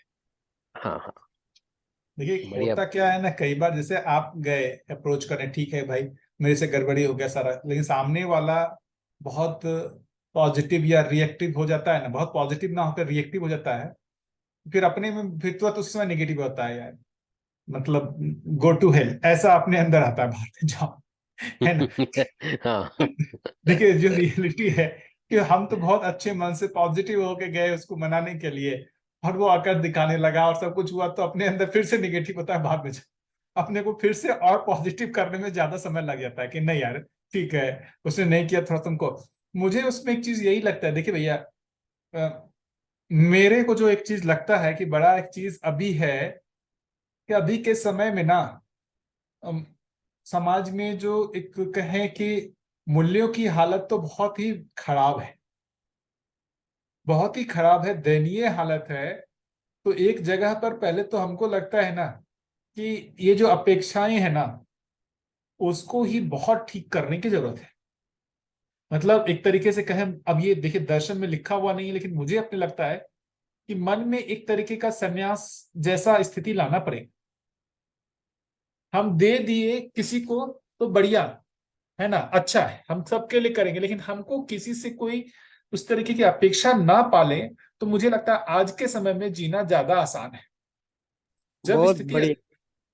जब स्थिति अच्छी हो जाएगी तो हो सकता है कि हम अपने को वजह मतलब मूल्य की अपेक्षा भी रखने लगेंगे, लेकिन अभी मूल्य की अपेक्षा रखना मतलब जो है एक तरीके से ये है कि बहुत बुरे संकट में फंसना, चाहे कितना भी क्लोज संबंध क्यों ना हो, क्योंकि सबकी स्थिति लगभग जो है एकदम डामाडोल है। यहाँ भैया मूल्यों में जीतते कम है, अपेक्षाएं ज्यादा रखते हैं, वो आप ऐसी बात रख रहे हो, मेरे को भी ऐसा ही लग रहा है। नहीं नहीं, वही मतलब हमको स्वयं में मूल्य ज्यादा करना है, दूसरे में मूल्य ढूंढना कम है।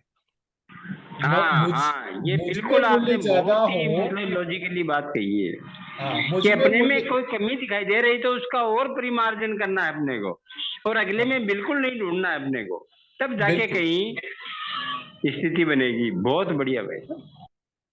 जैसे मैं बात बताऊं कि जो मूल्य मैं व्यक्ति में ढूंढना चाहता था, मतलब जो ढूंढ रहा था, मुझ में भी नहीं है, लेकिन मैं जिसमें ढूंढ रहा था, वो मुझको एक ही व्यक्ति मिले अभी तक, बाबा जी, कि जिसको मैंने ढूंढा है और वहां पर है वो मूल्य जिनसे मैं अपेक्षा कर सकता हूं, और वो पूरा होगा, हुआ भी। जो मैंने एक ही व्यक्ति के साथ बहुत मतलब एक तरीके से सटीकता से पहचाना, वो बाबा जी। और उसके बाद हैं बहुत सारे लोग हैं, लेकिन पूर्णता के अर्थ में मैंने सिर्फ बाबा जी में ही देखा, है ना। तो अभी के जो भ्रमित मानव का जो भ्रमित स्थिति है, वहां पर हम अपेक्षा रखेंगे तो फंसेंगे। अभी अपने को अपनी स्थिति करनी पड़ेगी ऐसी कि यदि वो अपेक्षा करे तो उसका पूरा हो, ऐसी स्थिति में हमको आना पड़ेगा जैसा बाबा जी आए। मुझे लगता है कि यही एक दूसरे के लिए प्रेरणा स्रोत का काम करेगा। सब एक दूसरे के लिए ढूंढ रहे हैं, किसी का पूरा नहीं हो रहा है, इसलिए किसी को किसी दूसरे से प्रेरणा नहीं मिल रही। अब एक आदमी ऐसा हो जाए जिससे वो जितने लोग भी ढूंढ रहे हैं सबको मिल रहा है, तो सबको प्रेरणा मिलती है उससे,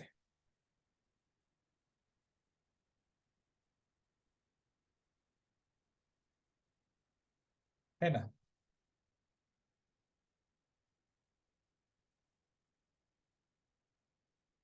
क्योंकि अभी आप जैसे अभी हम जिस भी परिवार में जन्म ले रहे हैं या जहां पर भी हैं, तो मुझे तो अभी लग नहीं रहा है कि हम सभी की जो मतलब जो चेतना की स्थिति है लगभग एक जैसी है ना। तो इसमें भिन्नताएं हैं, और हम जितने भी देखेंगे परिवारों में जो कष्ट है वो सब का सब ज्यादातर मूल्यों से ही जुड़ा हुआ है। वो मूल्य जुड़े हुए होंगे हो सकता है वस्तु से, मतलब पता भी नहीं चलता। कई बार आपको लगेगा कि आपने वस्तु दिया तो मूल्य भी होता हुआ दिखेगा, लेकिन वो जो मूल्य दिख रहा है उसके जो देखेंगे बेस में वो वस्तु है, भौतिक सुख सुविधाएं हैं। आप उसको पूरा करो तो लगेगा कि मूल्य भी वहां से पूरा हो रहा है, भौतिक सुख सुविधाएं को जो है आप पूरा ना करो तो लगेगा मूल्य भी पूरा नहीं हो रहा है। तो हम कंफ्यूज हो जाते हैं।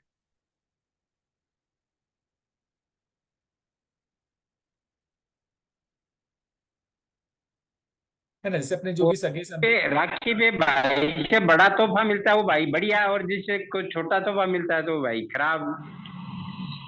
नहीं तो नहीं मैं अभी कई बार इसको इसको देखता हूँ कि वो भाई तो दोनों एक से ही है, खाली वो अभी आपने बताया ना वो भौतिक वस्तु देने से अच्छा और बुरा हो जाता है मतलब। तो मूल्य जो अभी अभी हमको जिनके साथ भी मूल्य दिख रहा है उस पे भी मुझे क्वेश्चन मार्क लगाना पड़ेगा। जिनके साथ भी मूल्य दिख रहा है वहां पर भी कुछ अनुकूलता प्रतिकूलता ही है, मूल्य वहां पर भी नहीं है। देखिए मैं तो मतलब जिस जगह से मैं हूं वहां तो मैंने बहुत क्लोजली देखा है। मैं बिहार का हूं, है ना, और वहां पर मैंने बहुत क्लोजली देखा है कि जो बहुत, जिसमें कहते हैं ना कि माता पिता भाई बहन संबंध जो अपने परिवारों में दादा दादी सब देखा है, वहां पर भी सारे मूल्य इसी से ही जुड़े हुए हैं। मूल्य है ही नहीं, सब जुड़ा हुआ है, यही धन से जुड़ा हुआ है, पैसे से जुड़ा हुआ है। बहुत बढ़िया भैया, कोई भी फंक्शन शादी के बाद चर्चा ही लेन देन की चलती है, उसने क्या दिया और उसने क्या नहीं दिया। वो खाली भौतिक वस्तुओं पे ही मूल्य उन्हीं को मान रखा है। वही तो, अपनी इन अपेक्षाओं को ठीक करना पड़ेगा, है ना। और हम दूसरों की अपेक्षाओं पे ठीक हो पाए इसके लिए प्रयास करना पड़ेगा। अभी मुश्किल है संसार से जो अपेक्षा करना मुश्किल है। मैं तो बहुत मतलब ढूंढा, मुझे एक ही व्यक्ति मिले, बाबा जी संपूर्णता के अर्थ में। उसके अलावा बाकी जो है मिले बहुत सारे लोग, मुझे परिवार से ज्यादा बाहर के लोग मिले। संपूर्णता में नहीं मिले लेकिन बाहर के लोग मिले जो मूल्य के रूप में ज्यादा देखने वाले।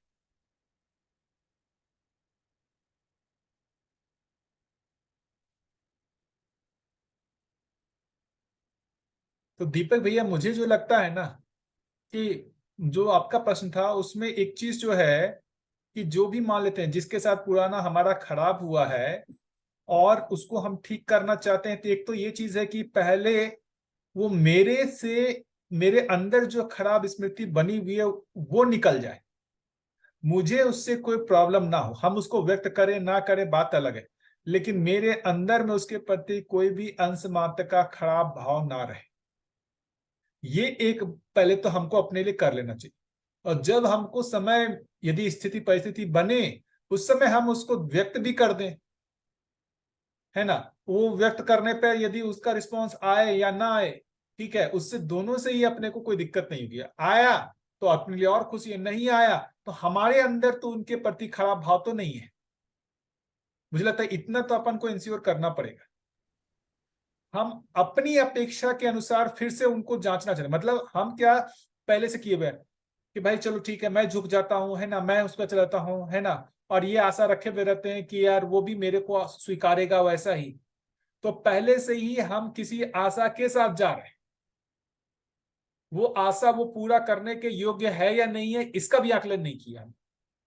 तो हम ये पहले से कर लिए कि मैं ये आशा लेके जा रहा हूं, इस आशा को तो उसको पूरा करना चाहिए।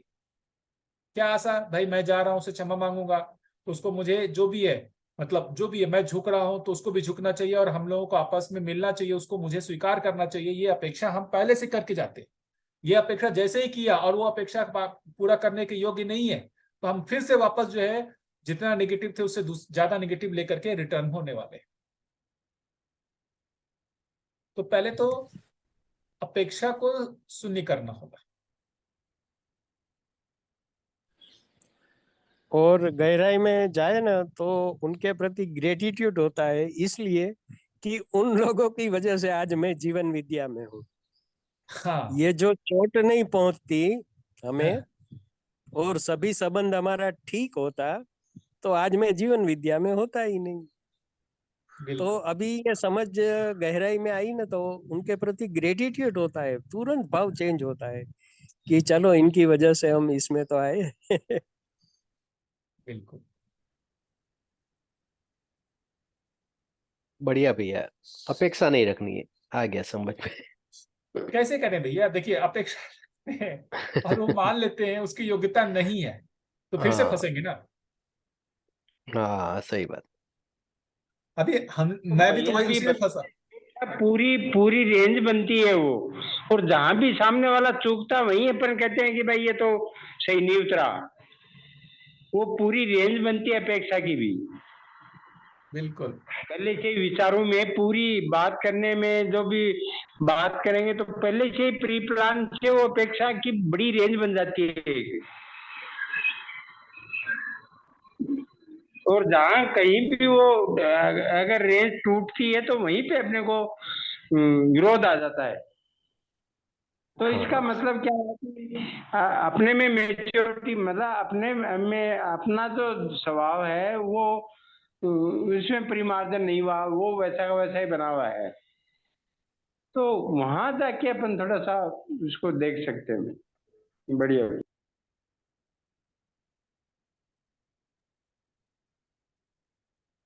भैया एक प्रश्न है। हाँ, और एक मिनट भैया, बस आपके प्रश्न से तो देखेंगे इन सब चीजों को पहचान के बहुत सारे मूवी जो बनते हैं इमोशनल या प्यार मोहब्बत पे, वो लोगों को अच्छा क्यों लगता है। या चलो भौतिक रूप में जो है अपने परिवार वालों के साथ नहीं मिल पा रहा है, चलो मूवी में देख करके ही हमको पूरा हो रहा है हमारा भाव, तो हम खुश होते हैं, है ना। वो है तो इमेजिनरी, उसका रियलिटी से कोई मतलब नहीं है, तो भी हम ऐसे भावुक मूवीज को देख करके हमको अच्छा लगता है, क्योंकि लगता है कि काल्पनिक रूप में ही हमारा भाव पूरा हुआ, वास्तविक में तो नहीं हो पाया, काल्पनिक रूप में ही हमारा भाव पूरा हो पाया, है ना। इस अर्थ में हमारे को मतलब ये सारी मूवीज चलती हैं प्यार मोहब्बत वाली। बहुत मूवी ऐसी सक्सेस गई है, सही है। हाँ, तो वो काल्पनिक रूप से हमारे भाव को पूरा करती है, इसलिए तो।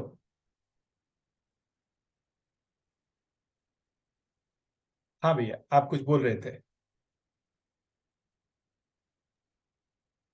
भैया तर्क क्या है और श्रद्धा क्या है भैया, थोड़ा बताइए।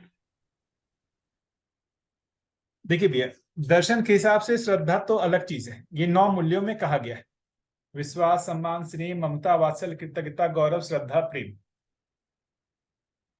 है ना। तो जिस किसी को भी हम मानते हैं कि भाई हमसे ज्यादा विकसित है ना, तो हमारा उनके प्रति श्रद्धा होता ही है।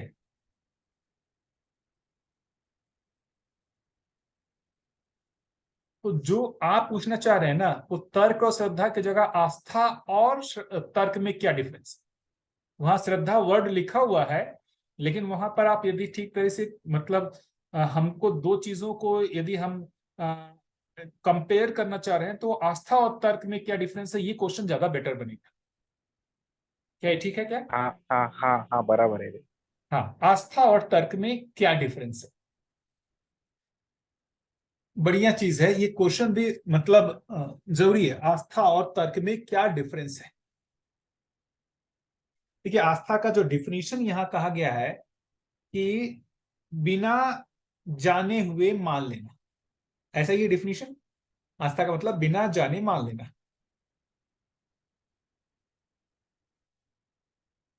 है कि नहीं। भैया अभी वो परिभाषा संयंत्र नहीं है मेरे पास, तो आस्था का डिफिनीशन ही यही है, जी बिना भैया। जाने किसी चीज को मान लेना। जैसे क्या, कि भाई जैसे अभी अपन लोग हिंदू हैं तो अपन मान लेते हैं कि ये सारे देवी देवता ईश्वर होते हैं। क्रिश्चियन है, वो मानते हैं कि भाई उनके कौन है, जो है ईसा मसीह, वही सबसे श्रेष्ठ है। तो जानते वो भी नहीं है, जानते हम भी नहीं है, लेकिन दोनों लोग माने हुए हैं, इसको आस्था का, है ना। और तर्क का मतलब जो है, जैसे अभी अपन जो भी चीजें पढ़ रहे हैं और जो हमको लॉजिकली ठीक लगता हो, जैसे अभी जीवन की बात हो रही है, जीवन है या नहीं है ना। तो ये सिर्फ आपको शिविरों में ऐसा नहीं बता दिया गया है कि सिर्फ जीवन और शरीर होता है, ऐसा सिर्फ बता दिया था और आप मान लेते तो ये आस्था होता है। जीवन शरीर होता है, उसको पूरा एक्सप्लेन करने के लिए पूरा 1 हफ्ते जो है उसके लिए अलग अलग दिशा कोण से आपको तर्क दिया जाता है।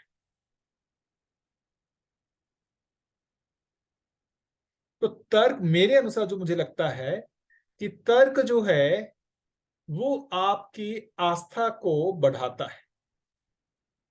हम अभी भी नहीं जानते हैं जीवन को, मान ही रहे हैं, लेकिन तर्क जो है वो हमारे मानने को ज्यादा पुष्ट करता है। यदि उसके लिए कोई तर्क नहीं होता तो शायद हम इतना आसानी से नहीं मानते।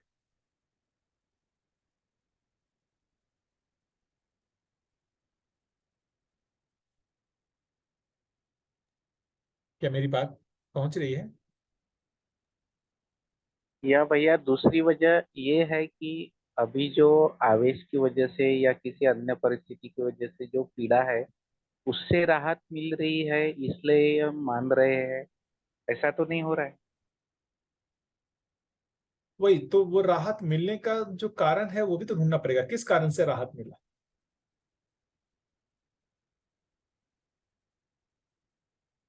पूरे शिविर की जो बात देखें वो कंटेंट क्या है, पूरा तर्क ही तो है। क्या लगता है आप लोगों को? जिस भी विधि से आप लोग मतलब जीवन विद्या से जो परिचय हुआ होगा तो उसमें क्या तर्क ही तो सारा कुछ होता है, सारा संवाद तो तर्क पर ही आधारित होता है। वो तर्क हमारे को जो भी चीज है उसके प्रति हमारा आस्था बढ़ाता है।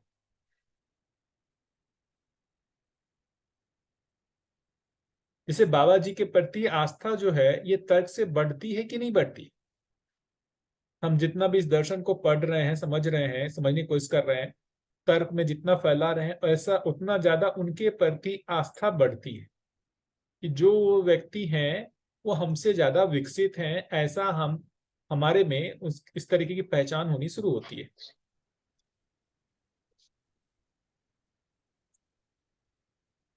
इसे यहाँ ऐसा देख सकते कि भैया जी, तर्क हमें स्वीकृति की ओर ले जाता है, स्वीकृति पूरी होने की ओर, वही वही स्वीकृति ज्ञान। हाँ, देखिए आस्था का मतलब क्या है? बिना जाने हुए मान लेना। अब वो दोनों ही चीजें हो सकती है। वो जिसको हमने माना है वो सही भी हो सकता है, गलत भी हो सकता है। बिना जाने हुए मान लेना, तो जिसको माना है वो जरूरी वो हो सकता है कि सही भी हो और गलत भी हो, दोनों पॉसिबिलिटी है ना। तो तर्क वहां पर इस चीज में थोड़ा सा सहायता करता है, सही वाले के मानने में हमको सहायता करता है तर्क।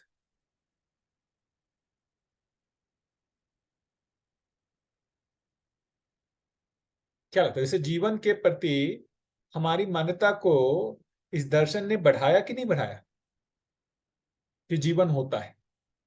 इसमें किस चीज का रोल है? तर्क का रोल है, और दूसरा जो आप दीदी बोल रही हैं कि वो जो भैया ही बोल रहे थे कि उससे आधार पर जो जीने में हमारे को आराम दिखा, वो दोनों का ही रोल है।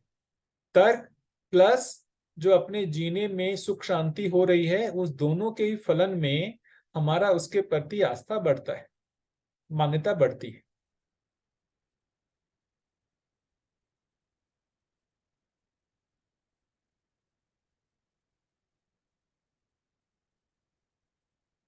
है ना। और यदि वो तर्क पे आधारित नहीं है तो वो तो बिल्कुल ब्लाइंड है, उसके बारे में हमको कुछ नहीं पता सही है या गलत। अभी जितने भी प्रचार प्रसार हैं, जो भी बच्चा जो बचपन से जन्म लेता है, चाहे हिंदू मुस्लिम सिख ईसाई जो भी है, वो जिस भी परंपरा में होता है वहां पर जो भी माना जाता है उसको एज इट इज मान लेता है, बिना तर्क के आधार पे उसको मान लेता है। इसको आस्था कर रहे हैं। अभी अपन जिसको आस्था कर रहे हैं मतलब वहां पर कोई तर्क नहीं लगाया।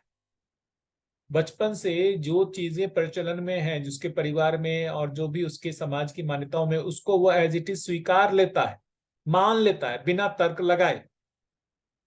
उसको और हम वो लोग भैया आस्था लगता करते है हैं। मन में ही है, उसको स्वीकारना ही है, तर्क की वहां कोई गुंजाइश ही नहीं है, ऐसे भी मेरे को लगता है कई बार। हाँ देखिए, ये संख्या पर आधारित मुझे लगता है कि ये रोपण है वो बहुत छोटे से होता है, बहुत छोटे से। वो जिन चीजों को हर दिन देख रहा है ना, उसको देखते देखते देखते देखते उसको वो मान लेता है कि ये है।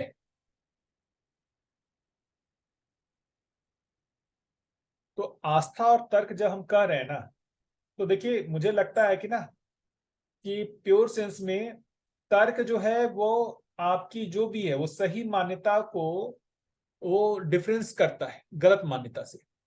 गलत और सही की मान्यताओं को डिफरेंशिएट करता है तर्क। हाँ, मतलब तर्क आस्था, से सही और गलत को की पहचान कर सकते हैं, मतलब ऐसा। हाँ आस्था आस्था और जो भी आस्था से संस्कार बन गया, जो गलत बना है या सही बना है, तो तर्क से उसको अपने तर्क से और फिर जी के दोनों चीजें इसमें मैं देख पाता हूँ। बिल्कुल।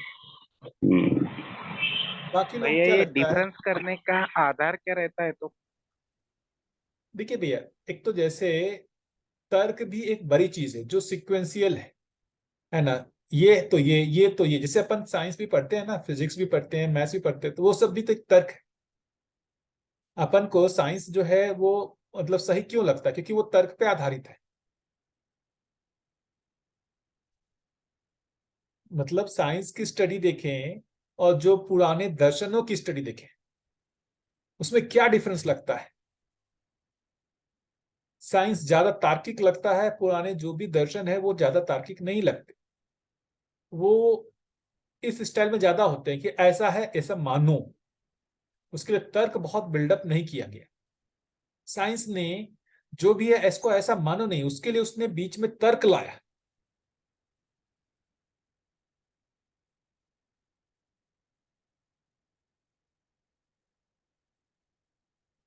है ना भैया?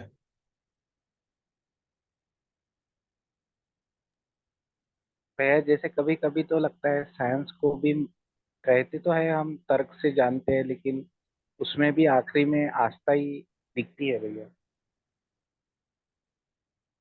कैसे कहें भैया? जैसे मान लेते हैं simple Newton's laws of motion की बात करें, है ना, किसी एक नियम को है, तो उस नियम को जो अपन लॉजिकली पढ़ते हैं उसको यदि हम एक्सपेरिमेंटली करके देखें तो हमको भी वही ऑब्जर्व होता है।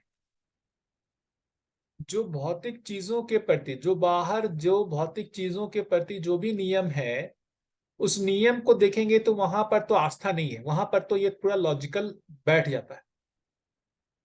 जो चेतना से संबंधित चीजें हैं, चैतन्य चीजें हैं, वहां पर जो है उनका कोई लॉजिक काम नहीं करता, क्योंकि उन्होंने कोई उस तरीके के काम ही नहीं किया। लेकिन भौतिक जो भी वर्ल्ड है उसके जो नियम है, उसके इंटरेक्शन के जो नियम है, वहां पर तो उनका पूरा जो थ्योरी है, पूरा जो कंसेप्ट है वो लॉजिकल है। सो कोई भी आदमी लॉजिकली समझ करके और उसके आधार पर जो प्रयोग करेगा वो भी वही पाएगा, रिजल्ट वही पाएगा। वहां पर ऐसा बहुत आस्था नहीं लगता है। मतलब कहीं आपको ऐसा कैसे बोलेंगे न्यूटन्स लॉज ऑफ मोशन ऐसा होता है, F=ma, इसको मान लो, तो आप भी करेंगे आपको भी वही दिखेगा।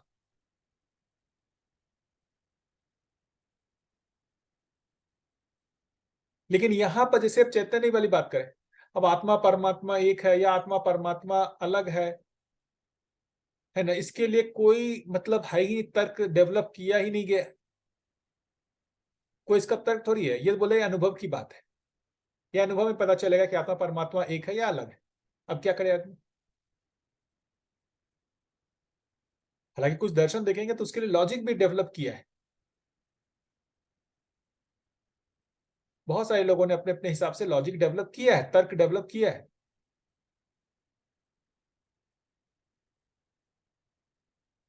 क्या लगता है बाकी लोग बताइए, क्या डिफरेंस है आस्था और तर्क में?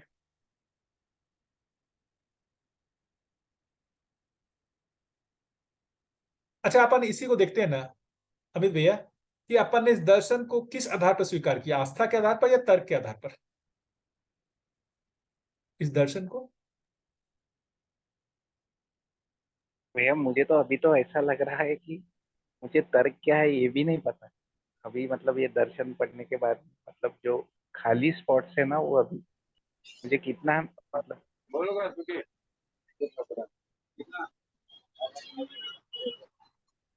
बाकी लोग जैसे क्या बहुत लगता बार है? तो हाँ हाँ भैया बोलिए भैया तर्क जो है ना, हम्म, वो सही को पहचान कराता है और आस्था से निकाल के विश्वास हमारे में पैदा कर देता है। माने तर्क से हम सही को समझने जाते हैं, और जब समझते हैं तो उसका विश्वास हो जाता है। चेतन जगत में जैसे मूल्यों को हम समझने जाते हैं तो तर्क लगा के समझने जाते हैं, जब उसका अनुभव होता है तो अपने में विश्वास हो जाता है। तो आस्था के कमरे से निकल के हम विश्वास के कमरे में तर्क के माध्यम से प्रवेश प्रवेश कर जाते हैं, ऐसा लगता है मेरे को। बाकी लोगों को बाकी लोगों को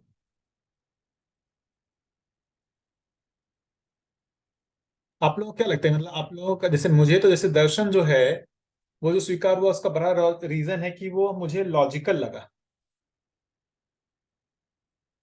लॉजिक लगने के बाद फिर आस्था बनी दर्शन के लिए।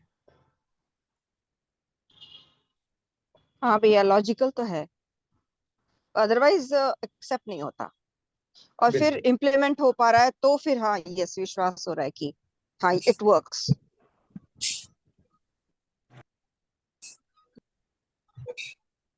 मुझे ऐसा दिखाई देता है भैया जी कि जिसकी यात्रा इससे आई है, आप साइंस मेड हो तो आप तर्क को प्राधान्य के साथ है। जो कोई आस्था विधि से अपने आप को जीने में ढला है, यानी आज उस क्षेत्र में, तो आस्था भी और आस्था के साथ जो भी संतोष भैया जी ने बताया, तर्क भी बनते ही है ना, क्योंकि बिना प्रश्न के उत्तर मिले बिना हम उस विश्वास की ओर कैसे ये हो। तो तर्क के साथ हम सही को पहचान पा रहे हैं और विश्वास बन रहा है, लेकिन इसके पीछे मुझे पीछे की जो यात्रा है, जिसकी जिस स्थिति से आगे बढ़ा है, वो उसे उसमें देखता है। जैसे आप साइंस में होने का आप तर्क को प्राधान्य, लॉजिकल तो है ही विद्या, लेकिन कोई आस्था मेड से भी जी रहा है तो उसको भी उसमें दिखते हुए उससे तर्क भी क्लियर हो रहे हैं। ऐसे दोनों देख पा रही हूँ भैया जी। जी हम्म। और बाकी भैया लोग। मैं तो समझा हूँ इसको, अभी जितना डिस्कशन हुआ है पहले से ही, जब इस प्रस्ताव को जब मैंने पहली बार सुना कि परिचय शिविर में, तो मेरे को एक काफी ठीक लगा। और फिर मैंने और एक शिविर किया। पहले शिविर में मेरे को ये ऐसे कुछ पल्ले नहीं पड़ा, ऐसी कोई बात नहीं समझ में आई। तो दूसरा मैंने तुरंत दूसरा शिविर किया। उसके बाद मेरे को वो बातें जो तर्क संगत बताई गई शिविर में, उनको फिर मेरे पे इम्प्लीमेंट करके मैंने देखा कि यार वो ऐसा हो सकता है क्या। तो मैंने देखा, मेरे को बढ़िया लगा। तो मैंने फिर बाबा जी के वीडियो ऑडियो सुनने शुरू किए, फिर बुक्स भी मंगवाई, वो पढ़नी शुरू की। और फिर मेरे को तो ज्यादा करके मैं तो जो तर्क संगत बात थी उनके आधार पे मैंने जीना शुरू किया। तब जाके मेरी आस्था, बाबा जी ने जितनी बातें बताई, क्या कैसे जागृति होगी या कैसे अनुभव होगा, तो उन पे फिर मेरा विश्वास और मजबूत बनता चला गया। मतलब उनमें आस्था, और आस्था में भी पूरा विश्वास है। मतलब मैं तो इसको इस ढंग से देख रहा हूँ और जी भी रहा हूँ। तो मेरे को तो वो काफी इजी लग रहा है। मतलब बढ़िया। और कोई?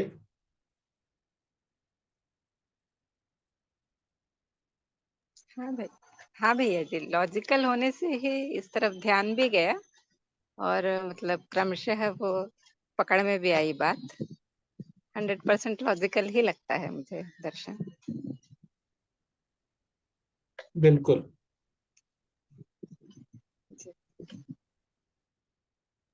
भैया लॉजिक क्या है वो समझ नहीं आया। बताता हूँ भैया। जैसे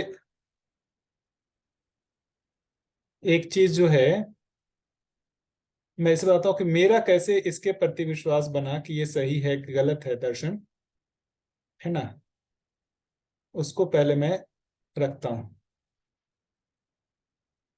ये एक जो टॉपिक है, जस्ट मैं इसको दिखा रहा हूँ। अनुभवात्मक अध्यात्मवाद, है ना, ये बुक दिख रहा है ना। जैसे इसमें ये एक चैप्टर है, बंधन और मुक्ति। अब इसमें देखेंगे तो इसको लेकर के बहुत सारे जो हैं अपने यहाँ है ही मान्यताएं। मुक्ति का मतलब क्या हुआ? तो मुक्ति का मतलब हो गया जो आत्मा अपने सही स्वरूप परमात्मा को पहचान ले। कुछ लोग माने कि भाई जिसके शरीर जो लेना पड़ता है उसके आवागमन से मुक्ति मिल जाए। अब ये सब चीजों में देखिए इन्होंने जो है, जैसे इन्होंने उसको करने के लिए देखिए बाबा जी ने कुछ लॉजिकली इसको स्टार्ट किया। क्या स्टार्ट किया? पहला, वस्तु के रूप में कौन सी चीज है जो बंधन में पड़ा रहता है, मानव में सभी प्रकार के संकट का कारण है। दूसरा, वस्तु के रूप में ऐसी कौन सी चीज है जो बांध के रखता है। तीसरा, वस्तु के रूप में वो कौन सी चीज है जो मुक्ति दिलाता है। तो देखिए ये स्टार्ट जो हुआ ये क्या है, लॉजिक है कि नहीं? यहां से यहां जो ये बात हुआ है ये पूरा लॉजिक एक बिल्डअप हो रहा है कि नहीं हो रहा है? अब इसमें आपको कह रहे हैं कि अच्छा कौन बंधा रहता है, कौन बांधता है और कौन खोलता है। तो ये उन्होंने एक लॉजिक दिया है ना। फिर उसके बाद आगे ये तीनों वस्तु के रूप में कहाँ है, क्यों ऐसे बंधन कृत्य को करता है, जो बंधन में था मुक्ति पाने का उसका प्रयोजन क्या है। तो ये आपको पूरा जो भी आपका बंधन और मोक्ष के प्रति जो भी आपकी आस्था रही होगी, मान्यता रही होगी, उसका ये लॉजिकल क्वेश्चनिंग कर रहा है। ये लॉजिकल क्वेश्चनिंग कर रहा है। एक व्यक्ति जिसने दर्शन को नहीं पढ़ा है उससे ये लॉजिकली क्वेश्चन किया जा रहा है।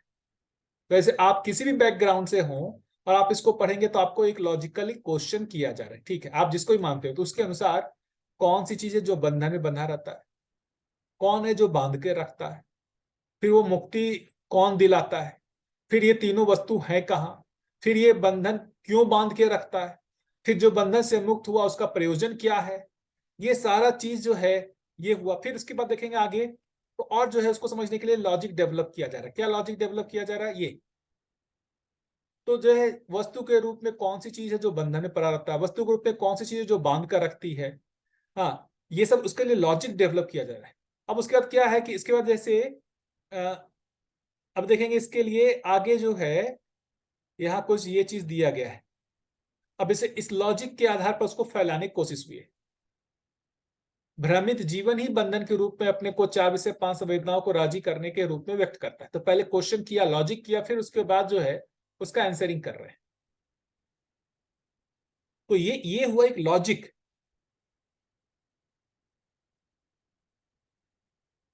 और ये लॉजिक जब आप पढ़ते हैं तो समझ में आता है हाँ यार ये लॉजिकली तो ठीक लग रहा है, ऐसा ही मुझे भी दिख रहा है, अपने में तर्कसंगत लग रहा है।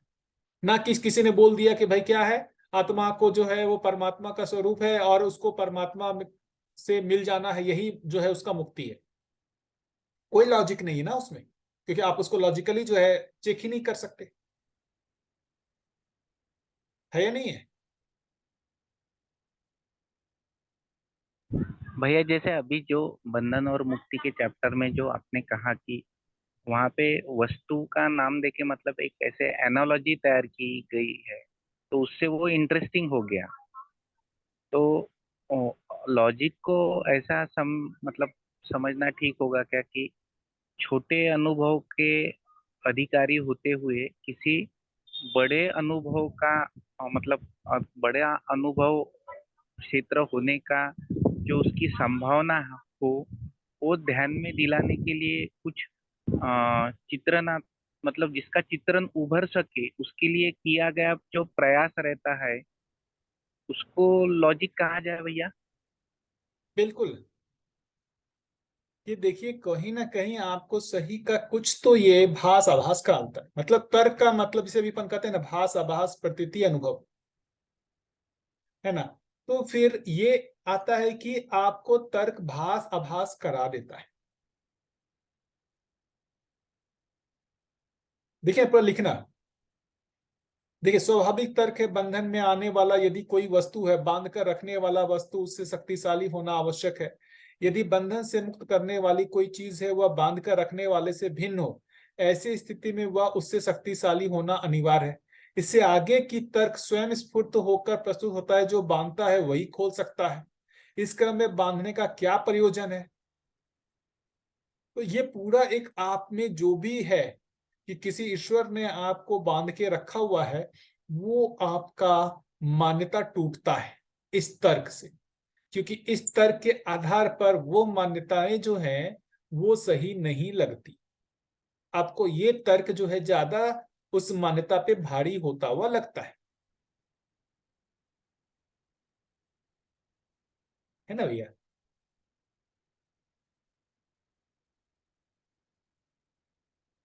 तो तर्क जो है आपको भास आभास कराता है। जब हम कह रहे हैं कोई भी चीज का डायरेक्ट अनुभव नहीं है, पहले भास फिर आभास फिर प्रतीति फिर अनुभव, तो तर्क जो है आपको भास आभास कराता है। जीवन में मन वृत्ति चित्त बुद्धि आत्मा है, ये क्रियाएं हैं और इन क्रियाओं की क्रमिक जागृति होनी है ना?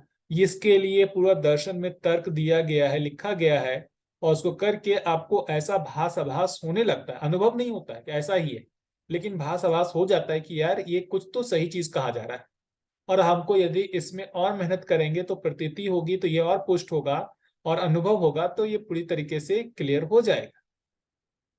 अनुभव को कहा ही गया अनुमान की पराकाष्ठा, और अनुमान तर्क से स्टार्ट होता है।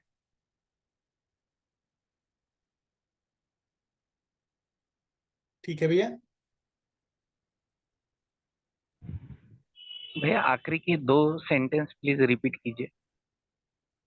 अनुभव जो है वो अनुमान की पराकाष्ठा है, और अनुमान तर्क से बनता है। दो लोगों के बीच में जो संवाद होता है उसका बहुत बड़ा आधार तर्क ही तो है। आप मुझसे कुछ पूछते हैं, मैं जो कुछ बोल रहा हूं वो कर क्या रहा हूं, हमारे आपके बीच में हो क्या रहा है, तर्क ही तो हो रहा है।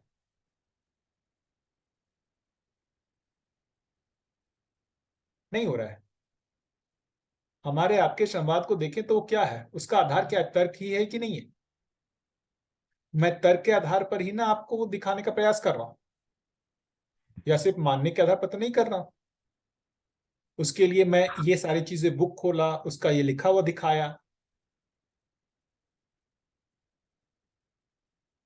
हाँ भैया, आधार तो तर्क ही है, लेकिन मैं तर्क को समझना चाह रहा हूँ। वही तर्क को वही कह रहा हूं ना भैया, तर्क जिसको अपन कह रहे हैं ना, जिसको अपन कह रहे हैं विश्लेषण, उसको खोल खोल के देखना। ये हुआ खोल खोल के देखना। क्या खोल के देखना? जो क्वेश्चनिंग कर रहे हैं उसको अलग अलग करके देखना, पार्ट पार्ट में करके देखना। ये हुआ तर्क। जैसे बंधन और मुक्ति एक एक चैप्टर हो गया। अब इसको देखने के लिए जो है हम उसको पार्ट पार्ट में डिवाइड कर रहे हैं। तो पहला पार्ट ये, दूसरा पार्ट ये, तीसरा पार्ट ये, और फिर हम उसको जो है पहला पार्ट जो है स्टार्ट करते हैं। अच्छा, सबसे फंडामेंटल तो ये हुआ, फिर ये है, तो फिर उसके बाद ये हुआ, फिर ये हुआ। तो हम एक बेस से स्टार्ट करते हैं, और हर एक लेवल पे उसको जो है उत्तरित करने की कोशिश करते हैं। यही हुआ लॉजिक, यही हुआ तर्क। तर्क का मतलब उसको बोल रहे हैं विश्लेषण, पार्ट पार्ट करके देखना।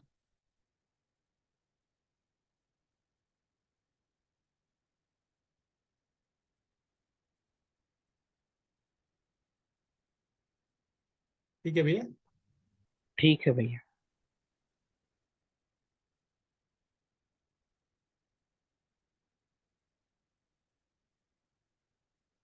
यहाँ वो क्या, बाल निकालना। यहाँ जैसे अमित भैया क्या हुआ, वो कुछ ज्यादा ही तर्क हो गया, तर्क के कारण क्या? नहीं भैया, मुझे ऐसा लग रहा है कि मुझे तर्क क्या है यही नहीं पता। ठीक है ना? मतलब जो मेरे जो अनुभव है, पूर्वानुभव, उसको आधार मान के सत्य की तलाश करना या सत्य का होने की संभावना लगना, इसको तर्क कहा जाए क्या? वो समझ नहीं आ रहा मुझे। है ना भैया? इस पे और भैया करेंगे बात? हाँ मैं बीच में बोल सकता हूँ? बिल्कुल बिल्कुल भैया, हाँ, बीच में क्या है, हम लोग बात ये ही कर भाई रहे हैं। साहब को, हाँ ये भाई साहब को कुछ तर्क में सहायता हो सके उस आशय से। आप इंटरव्यू देने गए जॉब के लिए, तो इंटरव्यू में आपका सिलेक्शन हुआ, तो आप समझ सकते हो कि किस वजह से आप में स्ट्रेंथ थी तो आपको सिलेक्ट हुआ। बराबर, 4 इंसान इंटरव्यू देने आए मगर आपको ही सिलेक्ट किया, बाकी 3 को नहीं किया। तो उसका जो आप एनालिसिस करोगे कि आपका एक्सपीरियंस कुछ ऐसा था, वो कंपनी के साथ मैच होता था, तो जो लॉजिकली आप आपको सिलेक्ट होने का रीजन जो समझते हो ना, वो तर्क हुआ, मतलब आप तर्क को समझने के लिए।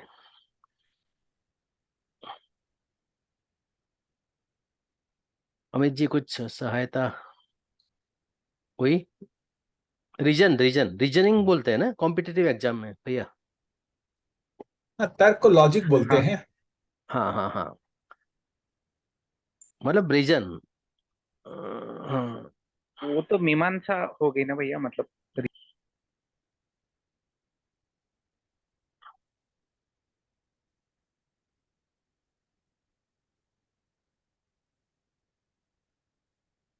ठीक है ना भैया, इस पे और किया जाए, सोचा जाए, और फिर अगली बार इस पे और डिस्कशन किया जाए, है ना? कि देखिए, भैया हम दर्शन में तर्क की कोई परिभाषा है?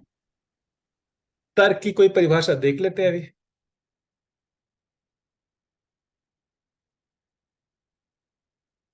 तर्क बेसिकली विश्लेषण को ही बोल रहे हैं, ऐसे तर्क का देख लेते हैं। तर्क, देखिए ये लिखा हुआ है, अपेक्षा व संभावना के बीच सेतु, तात्विकता के लिए गतिक्रम, समाधान के लिए गतिक्रम, यथार्थता वास्तविक सत्यता को प्रमाणित करने में मानसिक वैचारिक गतिक्रम।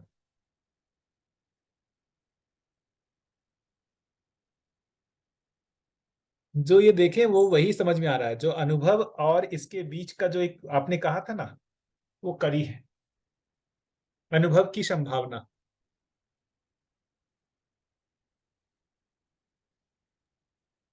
हाँ मतलब ऊंचा तर्क भैया हम करने जो के तर्क लिए। समझते हैं ना, वो आर्ग्यूमेंट या इसको तर्क समझते हैं। यहाँ ये तर्क की प्योर व्याख्या है। बिल्कुल। हमारी मान्यता है तर्क के वास्ते कुछ और ही है। तर्क यानी आर्ग्यूमेंट या उसके साथ कुछ इस तरह की बात है। अगली दफा करेंगे इस पे चर्चा। समय भी हो गया है। एडवोकेट लोग भैया कोर्ट में जो चलता है ना केस, तो दोनों पक्ष के वो जो आर्ग्यूमेंट ही है ना, एडवोकेट होते हैं वो लॉजिक अप्लाई करते हैं ना। हाँ यही हुआ ना तर्क। वो आर्ग्यूमेंट ही है ना। हाँ वो तर्क ही हुआ ना, इससे तो अपनी बात सही करने के लिए वो हाँ, जज के सामने तो अपना अपना दादाजी सही की रखते अगर हैं। परिभाषा देखेंगे ना, तो कई बातों में अपने को अपन क्या सोचते हैं और वाकई में उस शब्द का अर्थ क्या होता है, एकदम चकरा जाएंगे अपन।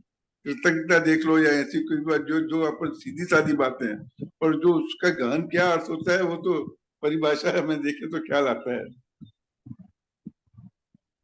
अगली बार चर्चा करेंगे भैया, अभी टाइम हो गया। ठीक ये है भैया। बढ़िया बढ़िया मुद्दा उठाया है तर्क का, अच्छी बात है। हाँ जनरल परंपरा में सब लोग ऐसे